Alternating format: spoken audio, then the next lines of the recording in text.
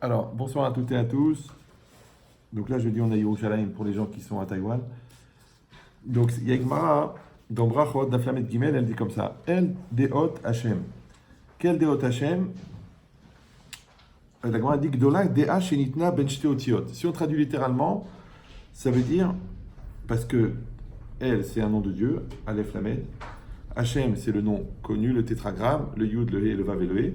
Et au milieu, il y a des hôtes. Maintenant, la Gemara, elle dit pourquoi la notion de déhot, on va traduire qu'est-ce que ça veut dire. Elle est placée entre deux noms de Dieu. Elle dit Gdola Dea Shenitna Ben Shte Otiot. Elle est grande. La Dea qui est placée entre deux lettres, ici, ça veut dire deux noms de Dieu. Vekol mi sheyesh bo Dea ki'ilu nivne bet hamikdash beyamav. Et tout celui qui a la Dea, c'est comme s'il avait construit le temple de son vivant. Maintenant, cette notion de Dea, c'est un mot qui est très dur à traduire, parce qu'en fin de compte, il a plusieurs sens. Le mot Dea, c'est Da'at. Le Da'at, c'est la connaissance. La Da'at, savoir. Le mot Dea, c'est aussi la conscience, c'est-à-dire le lien, l'arc électrique établi entre nous et la réalité. Quand vous êtes conscient de quelque chose, ça s'appelle le Da'at. Et le Da'at, c'est aussi le Ratzon, c'est aussi la volonté. Dans les lois de Shabbat, la notion de Da'at, c'est la volonté. Maintenant, la volonté, c'est quoi? C'est le moteur de ce qui fait qu'on réalise ce qu'on est. C'est ça c'est le Da'at. Alors maintenant, comment est-ce que les trois mots, qui a priori n'ont rien à voir, trois sens, un c'est la connaissance, un c'est la conscience et l'autre c'est la volonté, comment ils peuvent se réunir les trois dans une seule notion qui s'appelle le Da'at? Alors il y a une définition, Ben Shetrital, c'est de dire que, en fait, la confirmation par texto, donc c'est de vivre sa connaissance en toute conscience et selon sa volonté. Parce que c'est très très important d'avoir de la connaissance. C'est un érudit, d'accord? Quelqu'un qui connaît, qui sait. Et dans toutes les notions, que ce soit dans les notions profanes ou dans les notions de sainteté, il faut avoir de la connaissance. Mais cette connaissance, elle doit être vécue. C'est que tant que quelqu'un ne vit pas sa connaissance, on dit qu'il ne sait pas. Ça s'appelle en français la cohérence. C'est quand je vis en fonction de ce que je pense, ça s'appelle savoir. Vous savez, les trois quarts des gens, ils passent leur vie à dire je sais. D'accord? Tu sais que c'est pas bien, je sais, tu sais que c'est comme ça qu'il faut faire, c'est bon, je sais, tu sais que ton couple il part en sucette, oui, je sais, tu sais que ton fils il est en train de mal tourner, c'est bon, je sais, viens, je t'explique comment il faut faire le business, ça va, je sais. Pourquoi les gens ils passent leur vie à dire je sais? Ça veut dire qu'a priori ils savent. D'accord? Maintenant, quel est le pire qui peut arriver à quelqu'un que toute sa vie il a dit je sais? Non, le pire qui peut lui arriver, c'est qu'un jour il va dire si j'avais su. Oui. Alors, qu'est-ce que ça veut dire si j'avais su? C'est-à-dire, si j'avais su, ça veut dire rétroactivement, je me rends compte qu'en fin de compte, je ne sais pas. Alors, pourquoi tu as passé à te dire à ta vie? Moi, je vois des couples qui se séparent, d'accord? Tu dis, écoute, ta femme, elle avait juste besoin de communication. Oui, je sais. Genre, t'es brêle ou quoi? D'accord? Ton fils, il faut s'en occuper. Ah, j'ai pas le temps, j'ai pas la tête. Bon, et maintenant qu'il a fait une tentative, ah, t'as coup, t'es libre toute la journée, 24-24, t'es avec lui. Je comprends pas. Il te demande un quart d'heure par jour. Oui? Et toi, tu lui donnes pas. Maintenant, il demande 24 heures sur 24. Et il n'y a pas de limite parce qu'en 3 secondes, il ouvre la fenêtre, il saute. Alors, comment tu n'arrivais pas à trouver un quart d'heure, maintenant tu trouves 24 sur 24? Alors tu dis, genre, eh ben écoute, je sais. Maintenant, je sais. Ça veut dire qu'avant, tu ne savais pas. Bon, tu croyais savoir. Donc, ça veut dire que tant que quelqu'un ne vit pas ce qu'il sait, ça s'appelle qu'il ne sait pas. Ça va? Encore une fois, ça s'appelle la cohérence. Ça a l'air simple comme ça, parce que quand tu le dis en français, oui, mais ça, je demande juste quarantaine d'années d'expérience pour réussir à le vivre. Et après, cette connaissance, elle doit être vécue en toute conscience. Dans la conscience, on a dit, c'est quoi? C'est le lien qui existe entre la réalité et moi. Là, vous êtes conscient d'être là, oui? Oui, non? Oui, d'accord. Moi aussi, je suis conscient d'être là. Maintenant, je suis conscient que vous êtes là. Vous êtes conscient que je suis là. Maintenant, quand quelqu'un est inconscient, c'est quoi? C'est pas, ça s'écrit pas en 3 mots, sinon c'est de faire une science en fin de compte d'une anomalie, d'accord? Non, inconscient, c'est quelqu'un qui est en dehors de la réalité. Maintenant, comme quelqu'un, il est inconscient que l'autre il est pas bien, ou il est inconscient qu'il a une dette à rembourser, ou il est inconscient que le bac c'est dans 18 jours, il est inconscient que l'autre ça fait 14 ans qu'elle attend que tu évolues. Il est inconscient, mais il est là, mais il est inconscient. Donc inconscient c'est quoi? C'est que l'arc électrique établi entre la réalité et moi est coupé. Donc je dois vivre ma connaissance en toute conscience et selon ma volonté. Or, la volonté, c'est le moteur de l'existence. Parce que qu'est-ce qui fait qu'on se déplace? Qu'est-ce qui fait qu'on se réalise? Qu'est-ce qui fait qu'on produit, qu'on développe? C'est la volonté. Donc maintenant, le problème, c'est que si on n'a pas réuni les trois, par exemple, des fois, il y a la connaissance et la conscience, mais il n'y a pas la volonté, ça s'appelle un paresseux, d'accord? Des fois, il y a la volonté et la conscience, mais il n'y a pas la connaissance, ça s'appelle un ignorant. Des fois, il y a la connaissance et la volonté, mais il n'y a pas la conscience, ça s'appelle, il est à côté de la plaque. Il faut les trois en même temps, mais en temps réel. Vous me suivez ou... Ouais, les trois en même temps. Parce que si tu as la connaissance trop tard, on a dit c'est une maladie, ça s'appelle si j'avais su, d'accord? Si tu as la conscience trop tard, oh tu dis j'étais immature, j'ai pas compris ce qui m'arrivait. Si tu as la volonté trop tard, c'est des gens, vous savez, après que l'événement est passé, après que le train est parti, après que le bac est passé, après le divorce, allez j'y vais, je me donne les moyens, je vais me battre, c'est fini, le train il est parti. C'est qu'il y a des gens, ils arrivent tellement tard. C'est pas que le train est parti, la gare elle est partie, la gare. Tu arrives, il n'y a plus de gare. Ouais, il n'y a plus de gare. Les gens, ils ont l'argent. Tu dis, voilà, il y a un business qui se présente, extraordinaire. Ouais, tu sais, j'ai besoin de réfléchir, peut-être c'est une embrouille. Puis moi, j'aime bien les trucs, les placements sûrs et tout. Mais c'est un truc, ça arrive une fois dans la vie. Un immeuble à Saint-Mandé à 950 000 euros, tu l'achètes pas. En façade, sur la rue. Ouais, mais il est en mauvais état. Mais 950 000 euros, t'as pas compris, c'est 2 millions par étage. Là, c'est un immeuble, 6 étages. Achète-le, après réfléchis. D'abord, achète-le, mets une option, mets 90 000 euros, après tu réfléchis. Et si je les perds, perds-les! Parce que ça, c'est une fois dans la vie, ça. La petite vieille, elle en avait 94, quand elle est morte, et ils ont tout partagé. Et la cousine qui travaille chez le notaire, elle dit, écoute, j'ai entendu qu'il reste un truc, un immeuble, à Saint-Mandé, à 950 000, tu le veux? Personne ne le veut. Tu le veux? Tu dis, je vais réfléchir. T'as pas compris, le temps que tu réfléchis, il est déjà vendu. C'est vrai qu'il y a des gens qui ont la moustache frisée, parce qu'il y a trop de choses qui passent en dessous.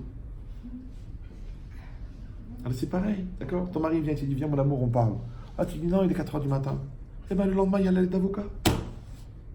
Oh, tu dis, ah mais c'est trop dur, c'est trop dur. Pourquoi ils sont lourds les gens? Pourquoi ils sont blata? Pourquoi? Je vous dis pourquoi. Parce que les trois ne sont pas réunis au même moment. Il faut la conscience, la connaissance vécue et la volonté, les trois en même temps. Maintenant, quand les trois en même temps sont réunis, puisqu'on a dit les trois, c'est la traduction de Da'at, vous vous rappelez ou non? Donc les trois en même temps, réunis, ça s'appelle la DA. Maintenant, la DA, en fin de compte, c'est quoi? C'est quoi le résumé, la fusion de connaissance vécue, de conscience et de connaissance, ça s'appelle en français la maturité. C'est ça la maturité. La maturité, c'est de vivre sa connaissance en toute conscience et selon sa volonté. Alors, si tu n'es pas en maîtrise de ta volonté, c'est dommage pour toi, parce que c'est tes pulsions, tes névroses, tes angoisses, nous on appelle le Yetzirah, d'accord? Si tu n'es pas en maîtrise de ta conscience, bon bah il faut arrêter. Parce que combien il peut y avoir de mois de juin dans un mois? D'accord? Et si tu n'as pas la connaissance, eh ben tant pis pour toi, parce que même les goïms, ils disent nul n'est censé ignorer la loi. T'as qu'à te renseigner. C'est tout, il faut apprendre. C'est-à-dire qu'on est condamné, en un seul mot, à être érudit. Tu n'as pas le droit de ne pas savoir. Bon, tu dois connaître la Torah, parce que tu es juif. Bon, tu dois connaître la loi, tu dois connaître la science, tu dois connaître la philosophie, tu dois connaître la psychologie. Oh, vous savez, je n'ai pas le temps, moi, c'est à peine si j'arrive à suivre Cyril. Bon, c'est un problème au niveau du handicap physique et mental. Mais c'est dommage, parce que la vie que tu aurais vécue avec cette connaissance, la vie que tu aurais vécue avec cette conscience, la vie que tu aurais vécue avec cette maturité, tu ne l'as pas vécue. Je ne sais pas si vous... Ça s'appelle les rendez-vous de la vie. Il faut venir au rendez-vous. Maintenant, le problème, c'est que pour venir au rendez-vous, il faut venir au rendez-vous. Si tu ne viens pas, le rendez-vous, il est là. Hein. Les rendez-vous, ils sont là. Parce que si vous croyez en Dieu, vous croyez en Dieu? Oui, non? On est entre nous, on peut être sincère. Oui? Vous croyez en Dieu. Alors, c'est quoi la croyance? La croyance, c'est pas seulement de manger cachère et de faire Shabbat et d'étudier la Torah. Et ça, c'est évident, ça, puisque vous êtes juif. Sinon, il faut envisager la conversion. D'accord? Vous voyez bien que votre père, à 8 jours, a coupé court à la discussion. D'accord? Parce qu'il vous l'a mis là. Donc c'est quoi l'idée? C'est qu'une personne, La croyance, c'est pas de faire les mitzvot, ça c'est évident en tant que juif. C'est évident qui vont faire les mitzvot. Les goïms vont faire les mitzvot, c'est les juifs qui vont faire les mitzvot. Donc c'est évident de faire les mitzvot. Donc c'est pas ça la croyance en Dieu. La croyance, c'est d'accepter que la réalité qui est en face de moi, elle est adaptée à moi. Il n'y a pas d'erreur. Il n'y a pas d'erreur. Oui. Même Albert, qui était finalement d'une intelligence relative, oui, il a dit, le hasard n'existe pas. Le bon Dieu ne joue pas au dé. Même en physique quantique, on dit qu'une réalité ne peut exister que dans le contexte harmonieux qui l'accueille. C'est-à-dire que si une masse de molécules, elle est à un endroit, elle est forcément compatible avec le contexte dans lequel elle est accueillie. Vous me suivez ou non? Ça veut dire qu'on est là où on doit être. Donc la réalité qui est en face de nous, elle est adaptée à nous. Oui. Et après, c'est à moi de savoir si moi, je veux m'y adapter. Donc si cette femme, elle est en face de moi, c'est pas par hasard. Si ce mari, il est en face de moi, c'est pas par hasard. Si cet enfant, il est en face de moi. Si cet ennemi, il est en face de moi. Si une belle-mère, elle... Ah, je me répète. D'accord? Donc, si la personne, elle est en face de moi, c'est que c'est adapté à moi. Si cette épreuve, elle est en face de moi, c'est adapté à moi. Si la maladie, elle est en face de moi, c'est adapté à moi. Si le loto, il est gagnant, il est en face de moi, c'est adapté à moi. C'est ça la Emouna. La Emouna, c'est d'accepter la compatibilité fusionnelle qui existe entre la réalité et moi. Le problème, c'est est-ce que moi, je veux fusionner? C'est ça le problème. Vous me suivez ou non? Tout le monde a compris. Tu sais très bien que c'est ton mari. Tu le sais. Tu sais pourquoi? Parce qu'il te ressemble. Tu sais très bien que c'est la belle-fille. Parce que tu l'aimes pas. Donc tu sais que c'est elle. D'accord? J'exagère, mais si peu. D'accord? Donc tu sais que c'est ton enfant parce qu'il est sorti de ton ventre. Quand t'arrêtes pas de répéter, il me ressemble pas, il a tous les défauts de ma belle-mère. Mais non, il est sorti de ton ventre. Il est minimum à 50%, il vient de toi. C'est pour ça que ça t'enlève tout le plaisir, parce que quand il y a de la gêne, il n'y a pas de plaisir. Mais c'est ça l'idée, de dire que la réalité qui est devant moi, elle est adaptée à moi. Maintenant, la question, c'est est-ce que moi, je suis prêt à m'adapter à cette réalité? Voilà, il y a une épreuve maintenant, je suis prêt à m'adapter? Ou je dis non, ça ne me concerne pas. Alors, qu'est-ce que tu vas faire? Tu vas être dans un déni de réalité ou tu vas être dans une acceptation de réalité? Alors, rappelez-vous que le poids de la valise dépend de la motivation que tu mets à la portée. Et la motivation, c'est quoi? C'est la volonté. Donc, quand tu mets la mauvaise volonté, la valise, elle est lourde. Donc, quand tu prends la valise, comme quand tu prends l'épreuve, comme tu prends ton couple en main, quand tu assumes l'enfant, quand tu prends sur toi la dette, quand tu te bats avec ton cancer, qu'est-ce que tu fais en vérité? On dit en français que tu prends la réalité à bras le corps. Oui. Mais si tu ne peux pas faire autrement, parce que tu ne peux pas y échapper, parce qu'on te l'a imposé, parce que depuis que tu es petit, c'est comme ça. Ouais, ça s'appelle que tu prends la réalité à bout de bras. Mais la valise à bout de bras, elle est toujours plus lourde qu'à bras le corps. Parce que quand tu la prends à bout de bras, la valise, elle va être supportée par les avant-bras, par les bras, par les pectoraux, un peu par les abdominaux. Mais au bout de 5 minutes, même si tu t'appelles Schwarzenegger, elle va peser lourd. Mais quand tu la prends à bras le corps, c'est une loi physique que les deux masses, elles fusionnent, et donc le poids, il est supporté par l'ensemble du corps. C'est pour ça que si vous accrochez un piano au plafond, il va tomber. Mais si vous accrochez un placard au mur, il tient. Pourquoi? Parce qu'il n'y a que 2 vis, mais le reste, c'est tenu par le mur. C'est le contact. Donc c'est comme une fusion entre la masse du placard et la masse du mur. Maintenant, quand toi, tu prends un problème et tu le prends à bras le corps, ouais, donc à bras le corps, donc ça s'appelle en français assumer, il pèse moins lourd. Pourquoi? Parce que tu fais corps avec le problème. Voilà. Maintenant, quel est le lien entre les deux? C'est la volonté. C'est-à-dire que quand ta volonté, elle est autant en toi que dans le problème, donc la volonté, elle va faire fusionner le problème et toi. Ça s'appelle en français porter. Mais quand toi, tu es obligé d'accepter le problème, mais qu'au fond, tu ne veux pas le porter, donc tu ne fusionnes pas avec parce que tu le prends à contre-cœur, malgré toi, ça s'appelle supporter. Vous me suivez ou là? Donc quand tu mets ta volonté dans quelque chose, ça s'appelle porter. Quand tu ne mets pas la volonté, ça s'appelle supporter. Et après, tu réfléchis. Ta vie, tu la portes ou tu la supportes? Ton conjoint, tu le portes ou tu le supportes? Ta religion, tu la portes ou tu la supportes? Ton corps, tu le portes ou tu le supportes? Maintenant, ce que tu supportes est toujours plus lourd que ce que tu portes. C'est normal, puisqu'il n'y a pas de volonté. Et la volonté, c'est elle qui définit le poids de l'objet. Parce que les deux haltérophiles, ils font le même poids, ils ont la même puissance. Pourquoi il y en a un qui soulève 260 kilos et l'autre qui se casse la colonne vertébrale? Parce qu'il manquait dans la volonté. Ça s'appelle le mental. Et quand le mental il est troué, parce qu'il n'est pas complet, chez les Suisses, ça s'appelle les mentales. Ouais. J'ai besoin des blagues pour savoir si vous suivez, parce qu'il y a des gens qui arrivent à dormir avec les yeux ouverts. C'est très déstabilisant. Et quand je ne vous vois pas réagir du tout, je dis bon, ou ils comprennent rien, ou les blagues sont lourdes. Je sais pas. Attention, je suis armé. Bon. Donc c'est quoi l'idée? Et ça, c'est très important. C'est que, on a dit, la croyance, c'est d'accepter que la réalité qui est en face de moi, elle est adaptée à moi. Donc ça, je le crois. Après, ce que je dois faire, c'est que moi, je dois m'adapter. Et c'est ça la croyance. D'accord? Une fois, quelqu'un m'a dit, vous savez, Rav Chetrit, ok pour vos cours, bravo, c'est sympathique, c'est rigolo. Mais la vérité, je ne suis pas croyant. Je dis, mais c'est faux. Il m'a dit, pourquoi? Je dis, parce que vous y croyez, au fait que vous n'êtes pas croyant. Il m'a dit, oui. Je dis, moi, vous êtes croyant. Il dit, j'ai pas compris. Je dis, vous n'êtes pas croyant. Il m'a dit, oui. Je dis, mais ça, vous y croyez? Ah, j'y crois fermement. Ah ben, vous êtes croyant. Alors, vous croyez que vous n'êtes pas croyant? Je dis, mais oui, mais si je crois que je ne suis pas croyant, je ne suis pas croyant. Je dis, mais non, parce que si vous croyez que vous n'êtes pas croyant, eh bien, vous êtes croyant dans le fait que vous n'êtes pas croyant. Alors, si déjà vous croyez, vous n'avez qu'à être croyant, puisque vous croyez. Il m'a dit, non, je ne crois pas. Je ne crois pas que je ne suis pas croyant. Alors, si vous ne croyez pas que vous n'êtes pas croyant, donc vous êtes croyant, puisque vous ne croyez pas que vous n'êtes pas croyant. Il est foutu. Il est mort. Non, les gens, ils croient que le cerveau, ça sert pour digérer. Non, c'est pour gérer, pas pour digérer.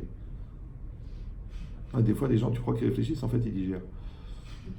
Ça s'appelle les effets hallucinogènes de la dafina. D'accord, mais l'idée, c'est ça. C'est qu'en vérité, ça n'existe pas quelqu'un qui n'est pas croyant. Parce que quand tu t'endors le soir, tu crois que tu vas te réveiller. Sinon, tu te suicides. Ça va? Quand tu entames des études, tu crois que tu vas terminer. Quand tu te maries, tu crois que tu vas rester avec la femme toute ta vie, non? Donc, tu es croyant. Ah, tu dis, mais non, je parlais pas de ça. Moi, je croyais que la croyance en Dieu. Mais quelle différence?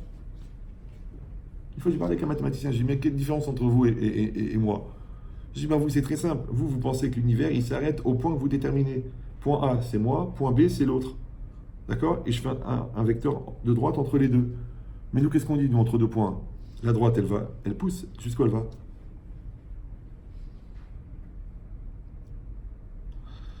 Je vais peut-être revenir au CE2. Donc la droite, elle va jusqu'à l'infini. Attendez, c'est pas possible. J'ai envie de chanter Frère Jacques, tellement j'ai l'air d'être entouré de Brel. D'accord, non, je rigole. Donc, non, c'est rien, c'est pire encore. D'accord, donc c'est quoi l'idée? C'est qu'une droite, elle va jusqu'à l'infini. Donc en vérité, l'idée, c'est quoi? C'est pousse la droite. Pousse la droite. Comme quelqu'un, il dit, ah, j'espère gagner 100 euros. Vas-y, imagine 1 milliard. Tu dis, ah, j'espère faire une épicerie. Mais fais une chaîne de magasins. D'accord? Eh ben c'est pareil. Tu dis, tu sais, cet enfant-là, il est plutôt limité. Mais non, tu le limites parce que tu sais que tu es limité, toi. Bah oui, parce que les 3/4 des gens, si vous voulez savoir qu'est-ce qu'ils se reprochent, vous regardez ce qu'ils vous reprochent. Parce que les 3/4, ils font un transfert de culpabilité. Donc le gars qui se sent nul, il va dire à tout le monde qu'ils sont nuls. C'est évident. D'accord? Donc c'est quoi l'idée? C'est que si moi, je repousse mes limites, je repousse les lignes, eh ben, je repousse les lignes de la réalité. Maintenant, donc il y a une espèce d'effet miroir entre la réalité et moi. Et c'est écrit comme ça dans le Midrash. Quand toi tu bouges, Dieu il bouge. La vie elle bouge, tu bouges. Les goïms ils disent souris à la vie te sourira. Donc il y a un effet miroir. Maintenant, toi, n'aie pas peur du miroir. Mais les gens qui ont peur de se regarder dans la glace, ils n'ont pas seulement un problème de point noir. Ils ont surtout un problème de connaissance d'eux-mêmes. Donc il faut savoir que la vie, elle commence le jour où tu commences à te connaître. Mais comme les 3/4 des gens, au lieu d'apprendre à se connaître, ils essayent de connaître l'autre. Pourquoi? Parce que comme ils sont tout le temps sur la défensive, donc ils sont obligés de situer l'autre comme un ennemi potentiel, donc ils se défendent. Mais comment on se défend contre quelqu'un qui n'est pas en guerre? Comment on peut faire la guerre quand il n'y a pas d'ennemi? Alors ton pire ennemi, c'est quoi? Eh bien c'est ta peur, c'est ton complexe, c'est ta lourdeur, c'est ta bêtise, c'est ta flemme, c'est tes pulsions, c'est tes névroses, c'est ça ton ennemi. Mais l'autre en face, c'est pas un ennemi. Parce qu'au pire, tu le tues, donc il n'y a pas de problème. Et au mieux, tu l'aimes. Mais toi, comme tu es en situation d'angoisse ou de complexe, donc tu passes ta vie à essayer de dire « Oh, il est nul, il n'est pas capable, lui, je sais comment faire, l'autre, je la manipule. » Mais pourquoi faire tout ce temps que tu perds à ce qu'on appelle les faux combats? D'accord? C'est comme les enfants qui se battent avec leurs parents. Je comprends pas, eux, ils t'aiment depuis que tu es né. Ta copine, elle vient d'arriver. Comment ça se fait que tu mets ta copine en priorité? Ton petit copain, maintenant, il t'a dit 2 fois je t'aime. D'accord? En vérité, il est très mauvais en orthographe, donc lui, il écrit J-E-U-X T-H-E-M-E-S. Et toi, tu dis, ouais, mais il m'aime, il m'a dit qu'il m'aimait, il t'a dit qu'il m'aimait. Mais ta mémé, elle t'aime. Lui, il t'a dit qu'il m'aimait. Pourquoi tu te trompes de combat? Pourquoi tu crois que l'école, elle est contre toi? Pourquoi tu crois que la société, elle t'en veut? Pourquoi tu crois que... Non, non, non, c'est simplement que tu n'es pas assez chalem, tu n'es pas assez complet, tu n'es pas, comme on dit en français, bien dans ta peau. Et c'est quoi bien dans ta peau? C'est que si tu as un corps de 32 ans, il faut que la personne qui est dedans, elle a 32 ans. Donc du coup, ta peau, elle devient un costume sur mesure. Mais si tu as un corps physique de 32 ans et un corps psychique de 14 ans, donc tu es mal dans ta peau puisque tu flottes dedans.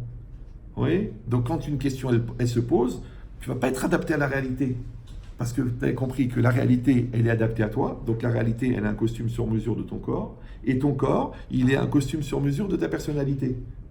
Mais si déjà ta personnalité, elle n'est pas sur mesure de ton corps, parce qu'il y a une trop grande distance entre ton corps psychique et ton corps physique, et du coup la réalité, elle est adaptée à ton corps physique, parce que quelqu'un qui a 32 ans, on lui pose une question de 32 ans. Mais si lui, il se surprend à répondre une réponse de 14 ans, c'est qu'il a 14 ans. Maintenant, tu sais très bien la distance de maturité qu'il y a entre une personne de 14 ans et une problématique de 32 ans quand même.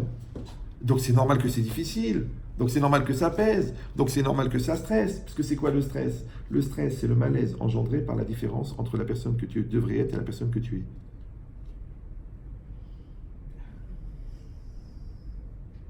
On verra les cas personnels après si vous voulez. D'accord? Mais c'est ça qui est intéressant. Donc si tu veux pas de stress, parce que les gens disent pas de stress, pas de stress. Mais dans les 3 cas, pour ne pas avoir de stress, qu'est-ce qu'ils font? Ils sont dans le déni. Méthode Coué, il n'y a pas de problème, il n'y a pas de problème, il n'y a pas de problème, je ne suis pas concerné, je ne suis pas concerné. Mais dans concerné, il y a 2 mots. Mais c'est pour ça que tu te sens mal, justement, parce que tu es concerné. Mais si tu étais concerné en un seul mot, tu dis, mais c'est ma réalité, c'est mon enfant, c'est ma dette, c'est ma responsabilité de juif. Mais il n'y a pas de problème, parce que tu es concerné. Donc concerné, ça veut dire je suis plein. Ma personne psychique, elle remplit mon corps.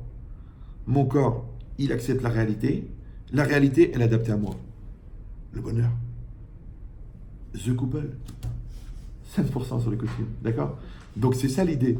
Mais si moi je suis en écart par rapport à ma réalité, ouais, parce que je ne suis pas concerné, parce que ça me saoule, parce que ça me prend la tête, de toute façon, parce que c'est de votre faute, parce que vous ne m'aimez pas, parce que tu ne me comprends pas, parce que tu ne m'as pas donné ma chance, parce que le bon Dieu m'a oublié. Ok, tu peux faire la victime. Vas-y, retourne dans ta caverne là-bas. De toute façon, je suis malheureux.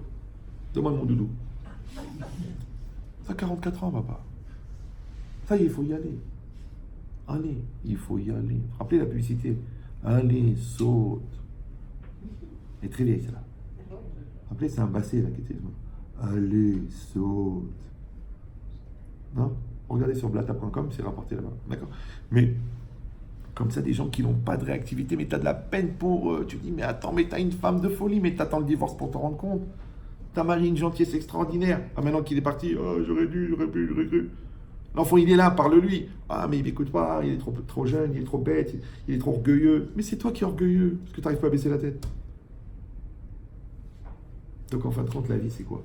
C'est un effort perpétuel d'adaptation à une réalité qui nous est proposée. Comment on appelle ça en français? La maturité. C'est facile.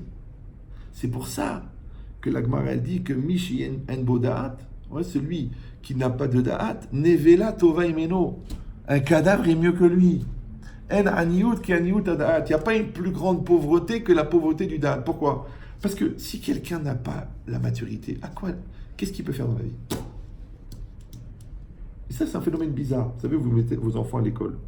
Bon, ils rentrent en CP.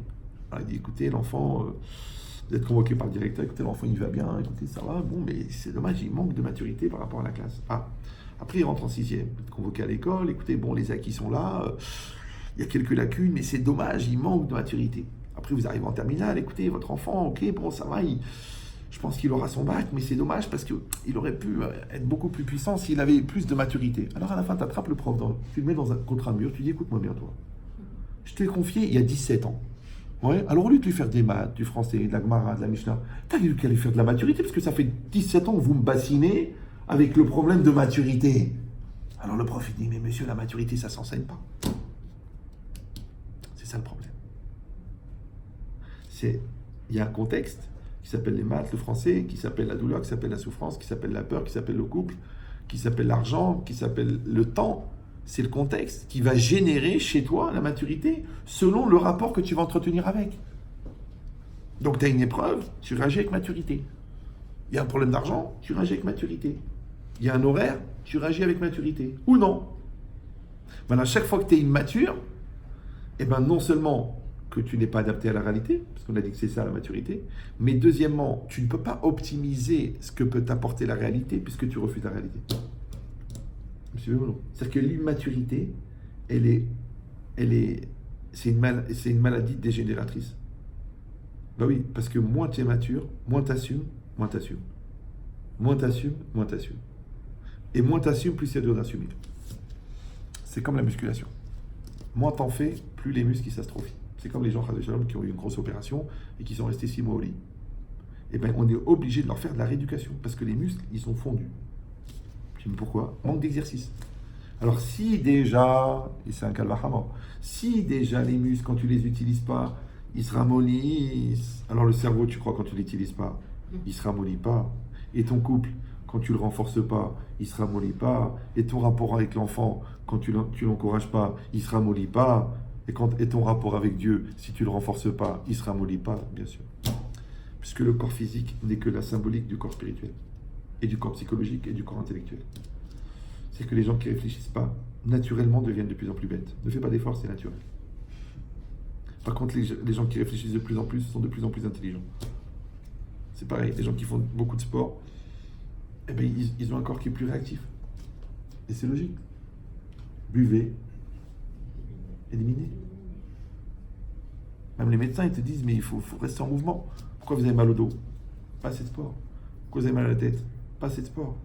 Pourquoi vous avez mal à problème de digestion? Pas assez de sport. Pourquoi vous avez un sang qui est trop épais? Pas assez de sport. Donc en fait, le secret de l'univers, c'est le mouvement. Alors pourquoi ton couple, il court en sucette? La routine, c'est quoi la routine? Pas assez de sport. Tu dis, mais je connais pas le secret. Demande à Victoria. Ça veut dire qu'il y a des solutions. D'accord? Ça va? Vous avez un taux de réactivité qui est proche du coma. Surtout les hommes. Donc c'est quoi l'idée? L'idée, c'est que tu dois maintenir le mouvement. Einstein, il a dit ça. Il a dit le secret de l'univers, c'est le mouvement. Et qu'est-ce qu'elle a dit la Torah? Ubechukotai telechu. Dans mes lois, vous irez. C'est quoi vous irez? Vous serez en mouvement. D'ailleurs, comment on dit la loi en hébreu? Halacha. D'où ça vient? La lechet. Atikri alichot et la halachot. Ne dis pas alichot, déplacement, mais halachot. Donc la loi, c'est quoi? La loi, c'est la trajectoire de déplacement d'un juif. Mais il y a écrit deux choses ici. Ici, il y a écrit la trajectoire et il y a écrit le mouvement. Maintenant, si tu connais la trajectoire et que tu n'es pas en mouvement, ça ne marche pas. Alors rappelez-vous que les outils qu'on n'utilise pas rouillent.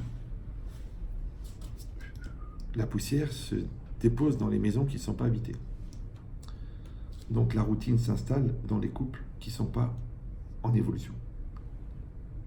Maintenant, tu peux aller voir les sexologues, les psychologues, les thminologues, les ethnologues. Ça ne sert à rien puisque vous ne vous parlez jamais. Une fois un couple est venu, il m'a dit, Rav Chetri, on voudrait une bracha pour avoir des enfants. Je dis, bon, ok, je fais la bracha, mais à part ça, vous avez été suivi par des sexologues, tout fonctionne bien. Le gynécologue, il dit que tout va bien. Il me dit, oui, on a fait tout ce qu'on pouvait, on prend des hormones et tout ça. Moi, j'ai dit, bon, je vous pose une question idiote, complètement idiote. Vous avez des relations? Il dit non.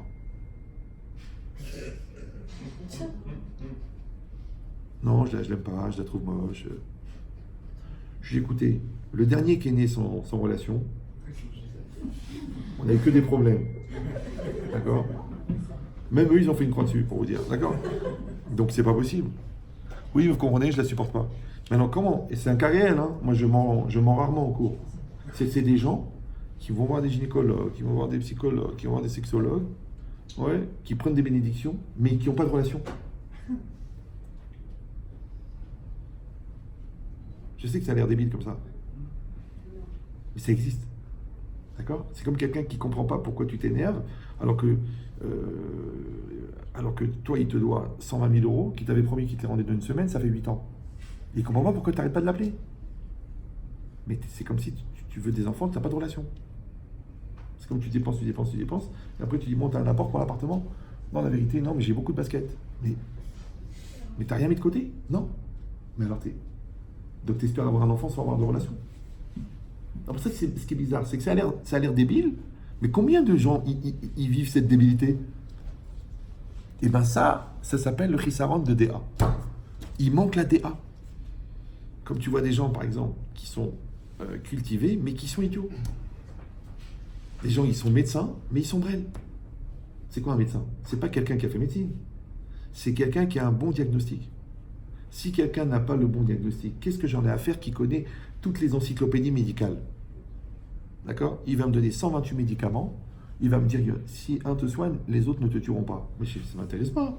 Moi, je veux que tu me dises, qu'est-ce que j'ai? Je suis ou non? Et c'est pareil dans tout. L'intelligence, c'est la capacité d'adaptation. Maintenant, si tu n'es pas adapté, qu'est-ce que ça peut me faire? À part ça, tu connais Platon entièrement. Parce qu'après, quand je te dis, bon, qu'est-ce qu'il faut faire dans la vie? Tu me dis, je suis perdu. Là, tu me déstabilises, tu me stresses, viens, on refait une dissertation. Mais je ne veux pas faire une dissertation, je veux savoir qu'est-ce qu'il faut faire. Vous me suivez là? Voilà, ça s'appelle DA. Donc c'est marqué ici, Gdola, DA, elle est grande la DA chez Nitna ben Shte Otiyot. Ça veut dire que Dieu, il a placé la maturité entre deux noms divins.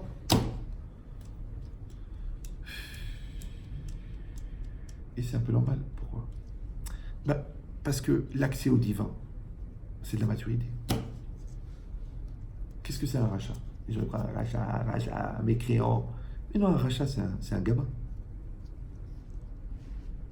Le jour, un monsieur pareil, il est marié avec une femme, 3 enfants, puis après ça, bon, il a une maîtresse qu'il a installée dans un appartement et tout, et puis il est bloqué, il ne sait pas quoi faire, il ne veut pas faire de la peine à l'un, il ne veut pas faire de la peine à l'autre.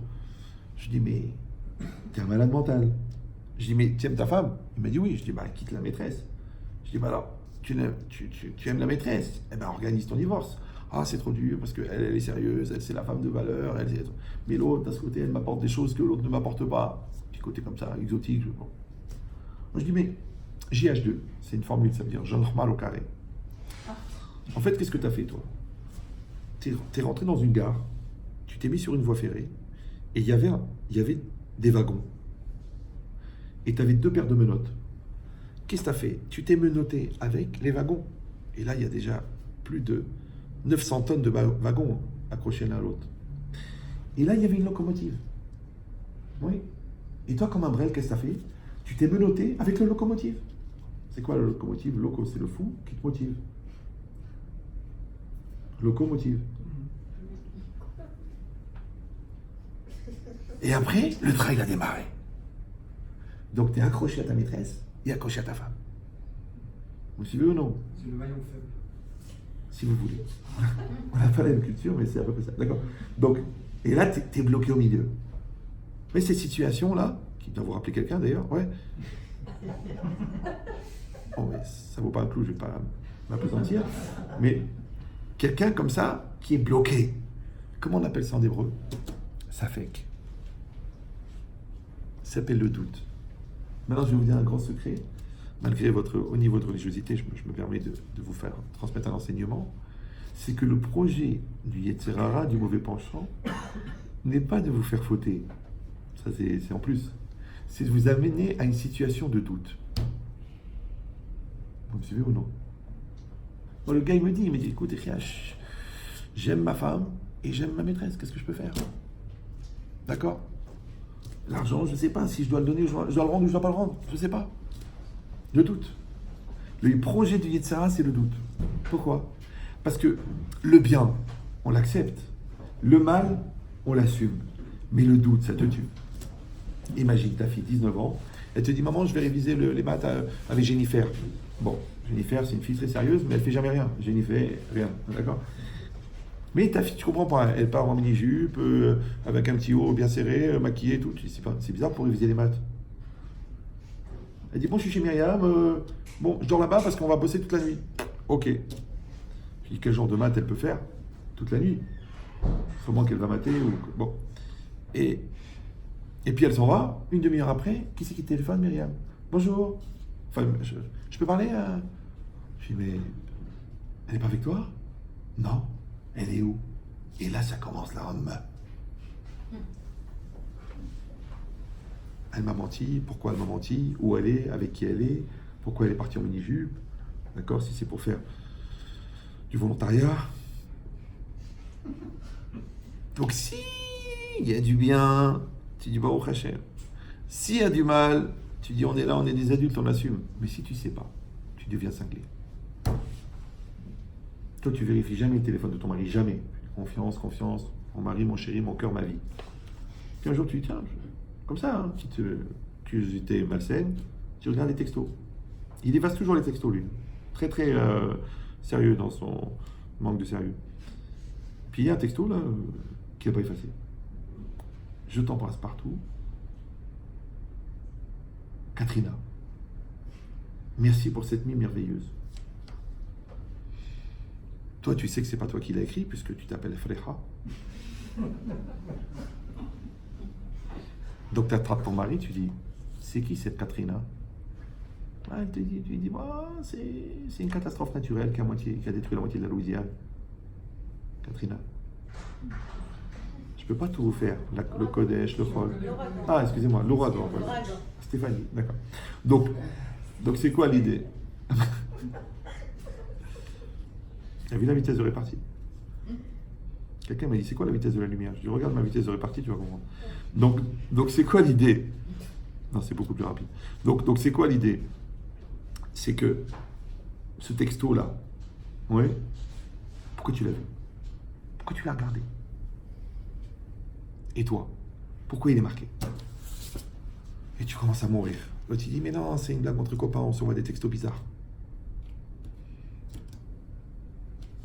Vous savez, dans un adultère, à part la faute, qu'est-ce qui est détruit?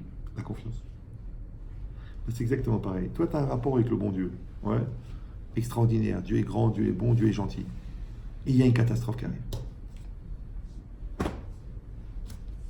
Voilà, j'étais chez des gens, là, ils ont perdu 2 filles dans un accident de voiture. 2 petites filles. Je te peux dire que la croyance, elle en prend un coup. Hein. Et pas que la croyance.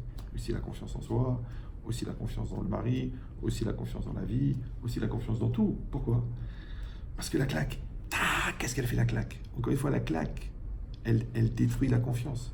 Et c'est quoi confiance, si vous parlez latin? Confiance, c'est avec foi. Et c'est quoi la foi? La foi, c'est la capacité de s'investir dans ce qu'on ne connaît pas, dans ce qu'on ne voit pas. Donc quand tu n'as plus la confiance, comment tu vas t'investir dans l'avenir puisque tu ne le vois pas? Comment tu vas t'investir dans l'autre parce que tu ne comprends pas? Comment tu vas t'investir dans le business puisque tu ne sais pas? Donc on est condamné à avoir confiance. Si on n'y a pas d'avenir. Et c'est ça la Emouna. C'est pour ça que Rav Moshe Shapira, il dit que la Emouna, c'est l'espace que tu crées dans ton présent pour que ton futur existe. C'est que si, dans ton présent, tu n'as pas créé une place pour ton futur, tu n'as pas de futur. Moi, il m'appelle à Mutchetrit, elle est comme ça, je ne peux plus, le caractère, les nerfs, le stress, c'est trop difficile, ça n'a jamais marché, et puis elle me ment, elle me triche, la famille, la truc, je dis, un marocain. Je dis, écoutez, ok. Vous y croyez ou vous y croyez pas? Si vous y croyez, on peut sauver le monde. Si vous y croyez pas, c'est si vous avez plus d'espoir, je peux rien faire pour vous. Justement, alors si vous avez de l'espoir, arrêtez de me parler de votre désespoir. Parlez-moi de votre espoir. Vous connaissez cette phrase de Mutchetrit. Un espoir au singulier, désespoir au pluriel.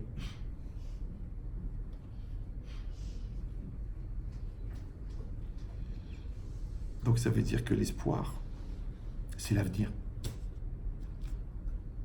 Donc celui qui n'a pas d'espoir n'a pas d'avenir. Or, on a dit que c'est quoi l'espoir? C'est comme avec nous, là. C'est de croire dans le futur. C'est de croire dans l'invisible. Donc si toi tu ne crois pas dans ce que tu ne vois pas, tu n'as pas d'espoir, tu n'as pas de futur. C'est pour ça qu'il m'a toujours fait rigoler l'autre. Je ne crois que ce que je vois. Moi j'avais 14 ans, c'est d'une débilité, mais bon, j'ai rien contre. Hein. Comment il s'appelait déjà Saint Thomas. Oui. C'est la seule fois où la Touma et la sainteté s'étaient réunis. C'est très rare, d'accord? Non, je vous dis pourquoi. Non, je me moque pas. Hein. pas besoin de moi d'ailleurs. Mais, donc j'avais 14 ans, j'étais aux toilettes. C'est un très bon endroit pour réfléchir à ce genre de... D'ailleurs, ça peut aider. J'ai dit, je ne crois que ce que je vois. D'accord? C'est une proposition. Maintenant, si vous me dites, il y a un billet de 500 euros qui est collé au mur là. Il est derrière moi. Comme il est derrière moi, je ne peux pas le voir. Je ne peux que le croire. Si je me retourne, maintenant que je me retourne, je le vois. Donc maintenant que je le vois, je ne crois plus. Donc ça ne veut rien dire, je ne crois que ce que je vois, puisque dès que tu vois ce que tu crois, c'est plus de la croyance. Vous allez me dire, non mais d'abord je crois, et après je vois.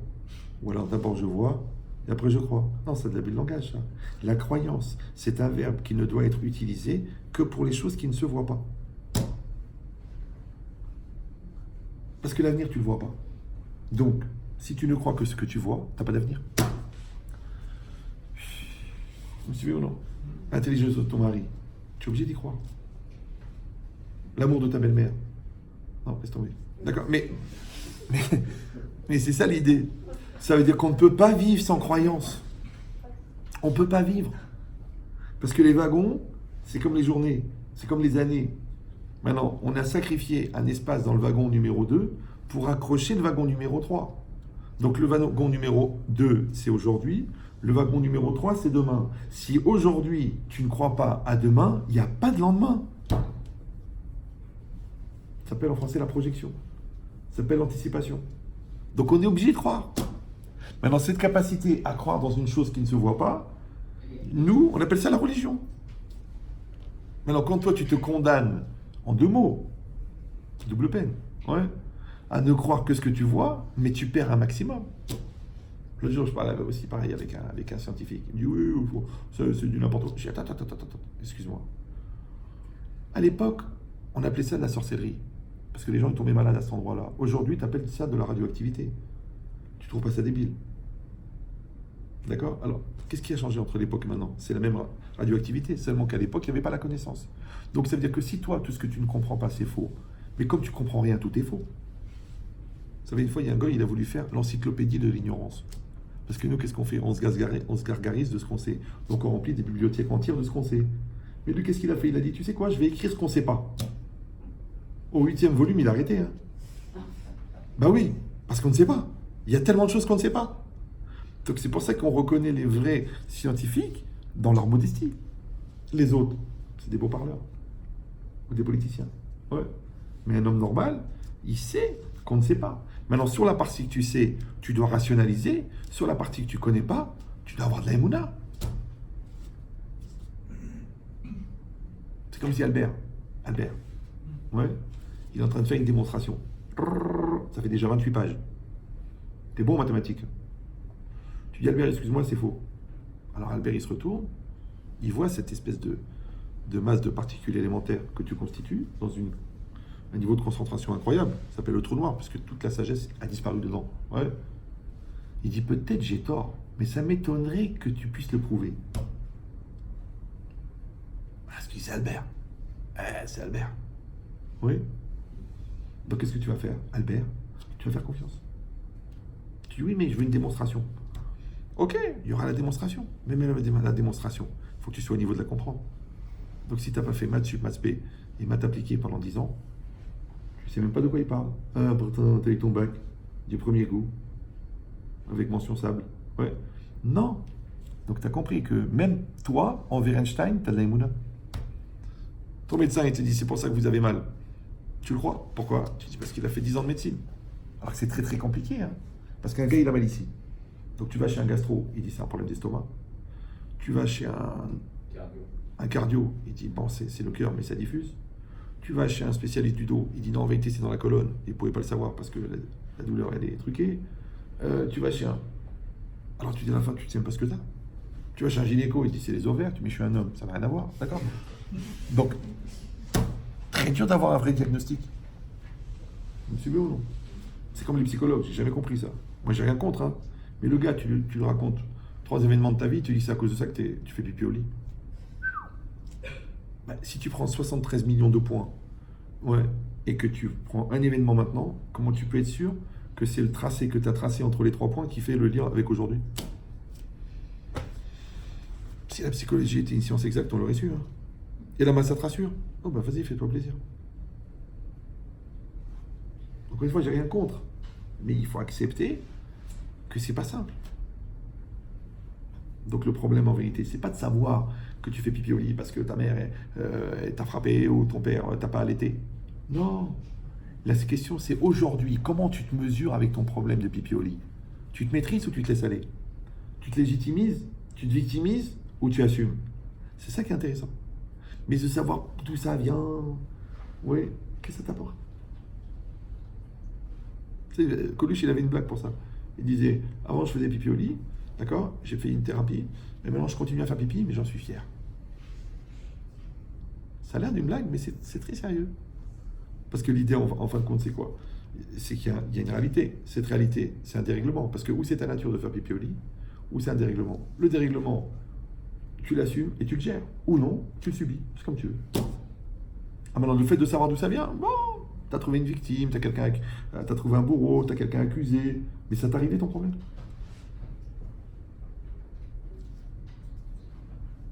Bah, toute la vie, c'est pareil. Ouais. Tu vois que t'as des problèmes en maths. Ne dis pas le prof il est antisémite.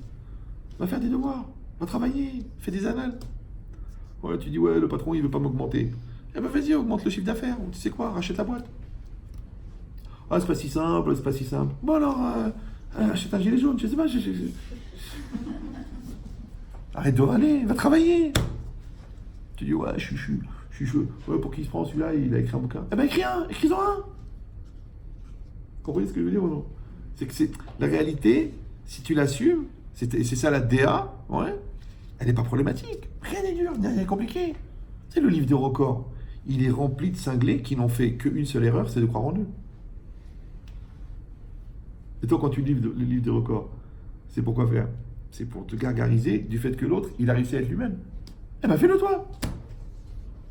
À l'époque, moi, je sais pas chez qui c'était, il y avait le livre des records. Il était aux toilettes, c'est à ce stage. Et il y avait un record. Enfin, il faut lire ça. Hein. Avant de mourir, ça vaut la peine. C'était un gars, je me rappelle, il avait traversé la Californie en marche arrière, en poussant un petit poids avec une paille. C'est que le gars, il avait une paille de 70 cm, et il écartait les jambes, il soufflait sur le petit poids, et donc il faisait avancer le petit poids, il a traversé toute la Californie comme ça. C'était dans le livre des records. Hein.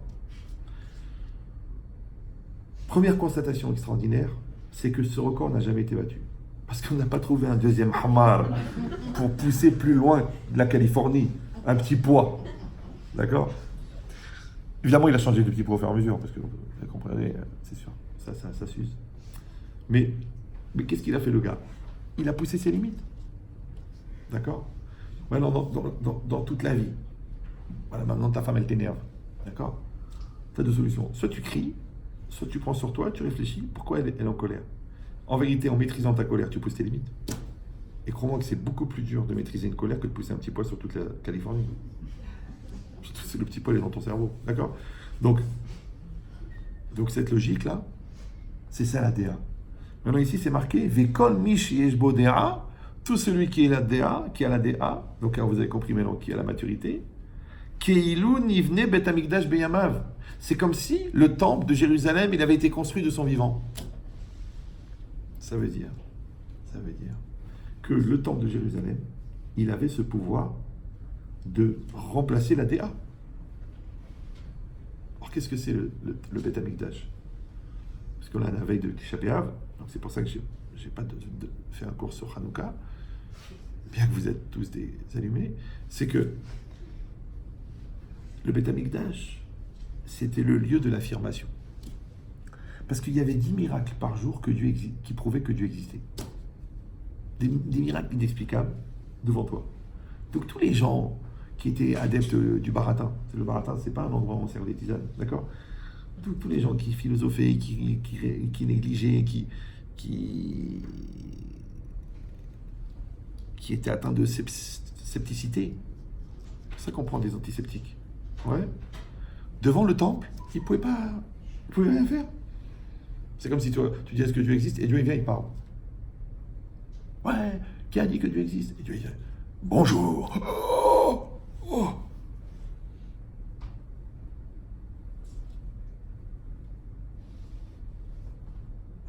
Vous savez, une fois, Bilham, il a rencontré un ange. Il s'est prosterné. Elle a dit pourquoi tu te prosternes? Il croyait que c'était Dieu. Les commentaires, ils disent qu'un ange, il fait 4000 km de large. L'Atlantique. Imagine, tu as une créature qui fait 4000 km de large. Déjà, pour te rendre compte qu'elle fait 4000 km de large, toi-même, il faut que tu sois à peu près à 20 000 km. Parce que sinon, elle est collée devant toi, pour toi, c'est un mur. Et quand tu vois un truc de 4000 km de large, tu te prosternes. Il dit, mais ça, c'est juste un ange, c'est pas Dieu. Donc imagine, Dieu, il est devant toi maintenant. Et si tu vas dire, attends, mais c'est pas raisonnable, mais réfléchis. Si déjà ton père, tu l'assumes pas, et par pudeur, ou par honte, ou par orgueil, t'arrives pas à lui parler de ce que tu es vraiment, comment tu vas assumer Dieu, qui est juste le père de ton père? Avinu Sheba Shamayim. C'est pour ça que le Rav Simcha Zissel, il dit un homme, toute sa vie, prépare le jour de sa mort. Traduction, toute sa vie, il prépare le jour où il va avoir rendez-vous avec la vérité. Parce que devant Dieu, tous les baratas que tu t'es invité, tu t'es inventé pendant ta vie, d'accord? C'est que les gens, ils passent leur vie à accuser les autres. C'est un très grand phénomène. Comment ça se fait qu'on meurt seul? On devrait mourir tous ensemble, puisqu'on passe notre vie à dire que ce qu'on a raté, c'est à cause des autres. Et les autres, bizarrement, ils nous accusent à nous. Nous, on accuse l'école que nos enfants sont nuls. L'école, elle accuse nous que nos enfants sont nuls. Tu veux ou non? Nous, on accuse les commerçants ils nous accusent à nous. On accuse nos patrons, les patrons nous accusent à nous. On accuse les professeurs nous accusent à nous. On accuse les rabbins nous accusent à nous. Donc, puisque tout le monde s'accuse, d'accord? Donc, on devrait tous mourir le même jour. Comme ça, le bon Dieu, quand il nous dirait pourquoi vous n'avez pas fait ce que vous avez à faire, eh bien, tout le monde accuserait l'autre. Ah, pourquoi on meurt seul? Non, c'est une question. On meurt seul. Pourquoi on meurt seul? Parce que, en fait, quand tu vas rentrer dans le monde de la vérité, tu verras que la question, elle est chez toi, et la réponse, elle est chez toi. D'ailleurs, c'est très connu en philosophie que quand les gens disent, vous savez, j'ai des questions, j'ai pas de réponse. Mais c'est impossible, puisque le niveau d'accessibilité à la question, il est même que celui de la réponse. Donc, si tu as eu accès à la question, tu as accès à la réponse. Donc, si tu dis, eh ben, franchement, je vois pas. Donc, en fait, c'est pas très, il faut que tu fasses une analyse, ce qu'on appelle le taux de FTG en PNL, c'est-à-dire le taux de foutage de gueule. C'est combien tu te fous de ta gueule toi-même? Bah oui, parce que si tu n'es pas capable de mesurer ce qui t'empêche de voir la vérité, à quoi ça sert de faire semblant de la chercher? Si tu ne connais pas le taux de déformation de tes intérêts, à quoi ça sert de croire que tu es assez objectif pour trouver la vérité? Si toi, tu n'as pas enlevé ton orgueil de l'équation, comment tu peux croire que l'autre, il veut pas t'écouter? Si toi-même, tu n'as pas absorbé la capacité à te remettre en cause, comment tu peux croire que ta psychorigidité est une force d'affirmation?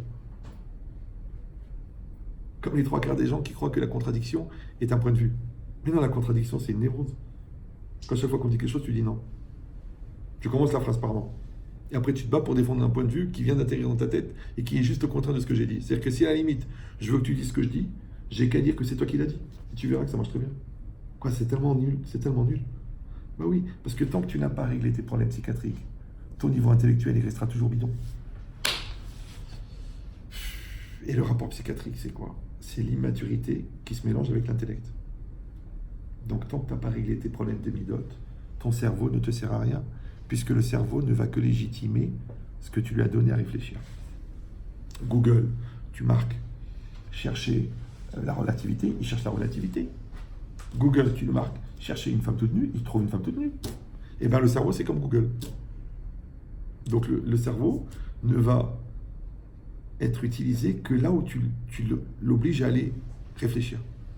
Donc, si tu penses que tu as raison, le cerveau, il va légitimer que tu as raison. Si tu es prêt à penser que tu as tort, le cerveau, il va argumenter que tu as tort. Donc, en quoi ton cerveau il sert à quelque chose si tu n'as pas réglé ton problème d'intérêt? En quoi ton cerveau était utile si tu n'as pas réglé ton problème d'ego?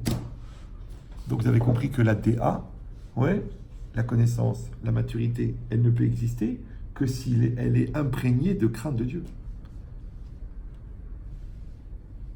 Et la crainte de Dieu, c'est comme la référence supérieure. Vous savez, il y a la kippa, qui est la référence supérieure, et la ceinture, c'est la référence inférieure. Ce qui se passe en dessous de la ceinture s'appelle le chien. Ce qui se passe au-dessus de la ceinture, au-dessus de la kippa, ouais, s'appelle les rêves. Une fois, il y a un élève de Freud, le plus grand élève de Freud d'ailleurs, après 40 ans de consultation, alors qu'il n'était pas du tout religieux, il a dit, j'ai constaté statistiquement que malgré le niveau de dégénérescence de la névrose, les gens qui avaient une base de croyance ne basculaient pas dans la folie. Pourquoi? Parce que quand vous prenez un ballon gonflé à l'hélium, ouais, et vous le lâchez, vous savez, les petits ballons qui donnent pour les enfants là, à Disneyland, ils volent. Alors quand tu es à la salle à manger, il s'arrête au plafond. Mais quand tu es dans la rue, jusqu'où il va? Ben, il monte, il monte, il monte. Et à un moment, qu'est-ce qui se passe? Il arrive à un endroit où il n'y a pas assez d'oxygène, et la pression est trop forte, il explose. Donc en fait, un homme, c'est quoi? C'est un curseur entre ceinture, l'endroit où le mal et le jeu se mélangent, animal, ce qu'on appelle la dimension équatoriale, la plus chaude d'ailleurs de la planète, ouais, et en haut. Maintenant, si tu n'as pas un repère supérieur, c'est pour ça qu'on met la kippa, ouais, pour dire, eh oh, il y a plus grand que moi.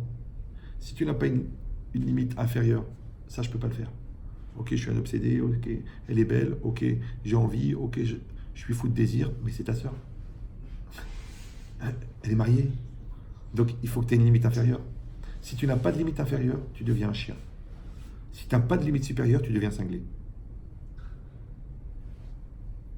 Alors, c'est très important. Donc, moi je prends beaucoup l'avion. Donc, vous passez à la sécurité. Est-ce que vous avez un appareil électrique? Est-ce que vous avez un ordinateur? Est-ce qu'il marche? Est-ce que vous avez des produits liquides? Moins de 100 litres. Tu les connais par cœur, les consignes. Et moi, j'enlève pas la kippa.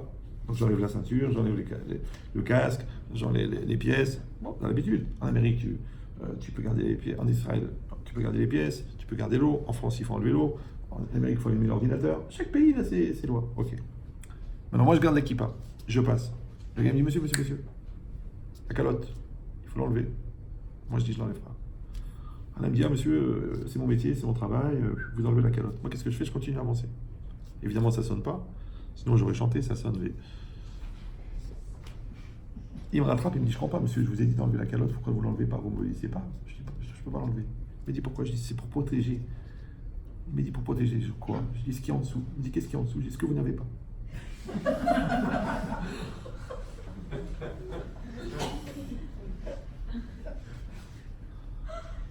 Je sais pas. Je pense qu'il s'en est remis, mais ça a pris du temps quand même. Tu n'as pas rigolé ça? Moyen. C'est normal. Bon, on ne peut pas plaire à tout le monde. Sinon, ça se saurait. On aurait la même barbe d'ailleurs. D'accord. Donc, c'est quoi l'idée? L'idée, c'est ça. C'est de dire que si quelqu'un n'a pas des limites supérieures, il est foutu. Par exemple, quand c'est marqué dans la Torah, l'otarmod eshetreacha, tu ne dois pas convoiter la femme de ton voisin. Ouais, le Even Ezra, il dit, mais je comprends pas. La Torah, elle te dit, il ne faut pas convoiter. Mais le mec, il n'en peut plus. L'hôtel, elle danse toute nue devant la fenêtre, tu vas dire que ça ne te fait rien. Ouais. Alors il dit, bon, alors tu dois imaginer que toi, tu es un palefrenier, que c'est une princesse et qu'elle est inaccessible parce qu'elle est mariée, et c'est tout. Alors le Rav de Brisk, il dit, non, ça ne suffit pas. Ça suffit pas. Quand c'est émotionnel, ça suffit pas le cerveau. Ça marche pas. Il faut la crainte de Dieu. Ce que ils appellent les Mahométans Khafallah. Il faut la crainte de Dieu. C'est qu'il faut que tu aies une référence supérieure à toi. Parce que ta conscience, elle t'aidera pas. Ton intelligence, elle t'aidera pas. Tes résolutions, elles t'aideront pas. Ta conscience civile, ta conscience maritale, elle t'aidera pas. Pourquoi? Parce que c'est justement au moment où tu perds conscience que l'accident il arrive. C'est ça le problème. Vous me suivez ou non? C'est comme Ayrton Senna. C'était un très très grand coureur automobile. Mais il a raté qu'un virage en fin de compte. Tu dis pour un virage. Ben c'est pareil. Ouais. Donc d'être intelligent avant, ça sert à rien, c'est de la culture. D'être intelligent après, ça sert à rien, c'est des remords. On a besoin que tu sois intelligent au moment de l'événement. C'est comme les gens qui disent je suis très calme, mais il ne faut pas me mettre en colère. Donc tu es coléreux alors. Non, je suis coléreux que quand on m'énerve. Ben évidemment, c'est comme tu es mouillé que quand tu sors de la piscine. C'est rare un gars qui est au salon comme ça et qui est mouillé. Tu dis, pourquoi tu es mouillé toi? Ben j'étais dans la piscine. Donc c'est logique, non? Donc ce qu'on a besoin, c'est que tu sois bon au bon moment. Mais que tu es bon après ou que tu es bon avant, à quoi ça sert? C'est comme les gens qui font un régime et qu'entre les repas. L'autre dit je suis fidèle sauf opportunité. Je suis honnête jusqu'à $1 million. Parce qu'après c'est vraiment haram de rater. Alors t'es malhonnête alors. Voilà, donc vous comprenez une chose extraordinaire. C'est que l'objectivité, elle ne peut exister que si la référence, elle est en dehors de toi. Parce que les nazis, ils étaient intelligents, ils étaient cultivés, ils étaient très très fins, c'est qu'ils écoutaient du Mozart juste avant de rentrer à la chambre à gaz, ouais. Mais ça les a pas sauvés. Donc tu vois que le fait de détruire la référence supérieure fait que ton intelligence ne sert à rien. C'est pour ça qu'on a besoin de la référence. Maintenant, c'était quoi la référence? C'était le Beth Amikdash. On avait le Beth Amikdash. On avait le temple. Ouais. On avait les miracles. On voyait les choses réelles. On voyait réel. Tu dis, ouais, c'est là. Effectivement, il y avait 10 miracles par jour. Je suis sceptique. Va au Beth Amikdash. Ou prends des antiseptiques. Alors quand c'est marqué, celui qui a la DA, c'est comme s'il avait construit le Beth Amikdash. Donc ça veut dire que la DA, elle donne le même niveau d'affirmation que le Beth Amikdash. Alors je vous ai dit que le problème, c'est le doute. Le contraire du doute, c'est quoi? L'antidoute. C'est l'antidoute. C'est pour ça qu'on est haï. Pourquoi on est haï par tous les peuples? Tu sais pourquoi? Parce qu'on est affirmatif. La vérité chez l'égoïsme, c'est quoi? C'est l'objectivité, ça n'existe pas. Donc c'est quoi? C'est la multiplicité des réponses. La multiplicité des réponses, elle s'appelle chez eux l'objectivité. Parce que plus tu donnes de réponses, plus tu es objectif. Par contre, si tu donnes une réponse, tu es jésuite. Maintenant, c'est vrai que quand on tire beaucoup de balles sur une cible, on a plus de chances de toucher la cible. Oui, non, oui, non, oui. Sauf si la cible est dans ton dos, et sauf si tu es tireur d'élite. Si tu es tireur d'élite, tu tires une balle. Si tu ne sais pas tirer, tu tires 1 million de balles. Maintenant, le peuple juif, on lui a donné le fusil à lunettes. C'est comme dans la vie. Il y a des gens, ils ont le geste précis. Des fois, tu vas chez un acupuncteur. On dirait un tatoueur. L'autre, il te touche, tac, pile. Et là, je lui dis, mais vous avez travaillé au KGB ou quoi? Le mec, il te touche exactement là où ça fait mal. Il y a 1 million de points. Hein. 1 centimètre, 10 mm à côté, ça te fait rien. Il fait comme ça, il fait ouf. Comment il sait que c'est là? Il n'y a pas écrit. Hein. Il sait, c'est son métier. Il est précis. L'autre, il a le geste précis. L'autre, il a le conseil précis. L'autre, il a le mot précis. L'autre, il a la pensée précise. Tu sais, les gens, ils font du bruit, de la mousse. Mais fais attention, hein. Avec un morceau de savon, on peut remplir une salle de bain de mousse. Ça s'appelle la parchanout en hébreu. Ouais. C'est comme des fois, ils parlent pendant 1h15, 1h30, au téléphone. Après, tu dis, ok, alors, c'est quoi votre question? Tu dis, mais je parle de 1h15, 1h15, mais vous m'avez pas posé de question. Vous m'avez raconté votre vie, vous m'avez fait Mauriac, mot passant. Posez une question claire. Est-ce que j'aime ou j'aime pas ma femme? Posez une question claire. Est-ce que je me suis marié avec mon mari? Posez une question claire. Est-ce que je vais rendre l'argent? Ça, c'est une question claire. Et à quoi ça me sert de me dire, ouais, il m'a souffert, il m'a appelé, il m'a truqué, et puis c'était très difficile, et puis l'intimité, ça marche pas. Posez-moi une question claire. Je l'aime ou je l'aime pas. Si vous l'aimez, il n'y a plus de problème. Si vous l'aimez pas, qu'est-ce qu'on est en train de faire maintenant? Vous voulez qu'on construise un immeuble sur 2 étages de mousse à raser? On creuse, jusqu'à ce qu'on arrive au granit. Et à partir du granit, on monte. Ça s'appelle la faisabilité. Il y a des ingénieurs, c'est leur métier. Tu leur donnes un terrain, tu dis avant de construire, les mecs, ils vont sonder si ça marche, parce que tu ne peux pas savoir. Imagine, il y a du calcaire en dessous. Imagine, il y a des grottes en dessous. Imagine, il y a des cavernes souterraines de 100 mètres de profondeur. Ça ne sert à rien, tu montes l'immeuble, il tombe. Ben, c'est si déjà, pour construire un immeuble, il faut que les bases, le terrain il soit fort. Alors pour construire un homme, il faut que le terrain il soit faible.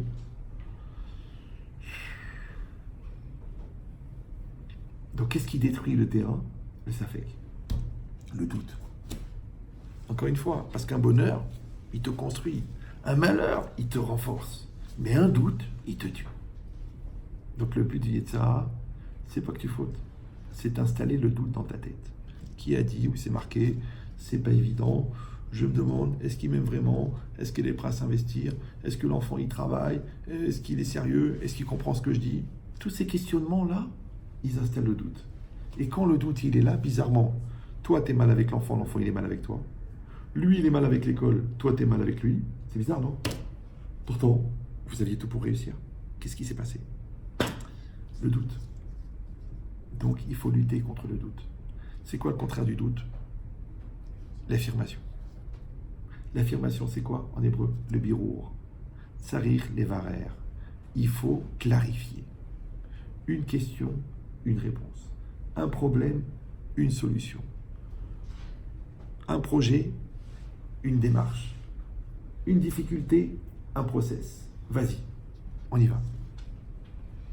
Et si toi tu dis, vous savez, j'ai vachement de problèmes, j'ai vachement de problèmes, j'ai vachement de problèmes, j'ai vachement de problèmes, je dis, ben voilà, on voulait une solution. Non, ça m'intéresse pas la solution, parce que c'est trop facile, parce que je m'en sortirai jamais, parce que... Donc en fin de compte, tu es plus intéressé à ton problème qu'à la solution. C'est qu'il y a des gens qui font des efforts énormes pour garder leur problème. Alors qu'il y a des solutions. Oh, ils te disent quoi? Ils te disent, oui, mais j'ai déjà essayé. Ok, tu dis, mais vous y croyez? Non, j'y crois pas. Si tu n'y crois pas, ça peut pas marcher. Tu veux ou non? C'est comme si un maçon, il veut monter un mur. Il pose une brique, il n'est pas sûr de lui. Il en pose une deuxième, il dit, j'espère que c'est dans l'alignement. Il en pose une troisième, il en pose une quatrième. Bon, mais c'est un peu... Après, j'attaque la deuxième rangée. Mais la deuxième rangée, elle est basée sur la première. Troisième, quatrième, cinquième, à la fin, tu dis, c'est quoi ce mur? Ouais, mais vous savez, je suis pas très sûr de moi, et puis on sait jamais, c'est pas mon métier, je vais pas y arriver. Tu fais comme le Brel. Le Brel, ouais. Qu'est-ce qu'il fait? Il prend une ficelle, il la plante, un bout de bois. Il prend un bout de bois, il tire un fil, il prend un deuxième bout de bois, et après, il s'aligne sur le fil. C'est tout. C'est une référence. Non, toi, tu as une référence qui s'appelle la pensée, toi, tu as une référence qui s'appelle la Torah, toi, tu as une référence qui s'appelle la rigueur mathématique, toi, tu as une référence qui s'appelle thèse, antithèse, synthèse, toi, tu as une référence, c'est que tu as une capacité de remise en cause perpétuelle, donc tu te maintiens dans une recherche objective perpétuelle, il n'y a pas de problème. Chacun, il va trouver une référence. Mais si tu refuses la référence sous prétexte qu'elle s'impose à toi, ou que tu préfères ne pas avoir de référence, parce que tu appelles ça la liberté, alors c'est quoi un con alors?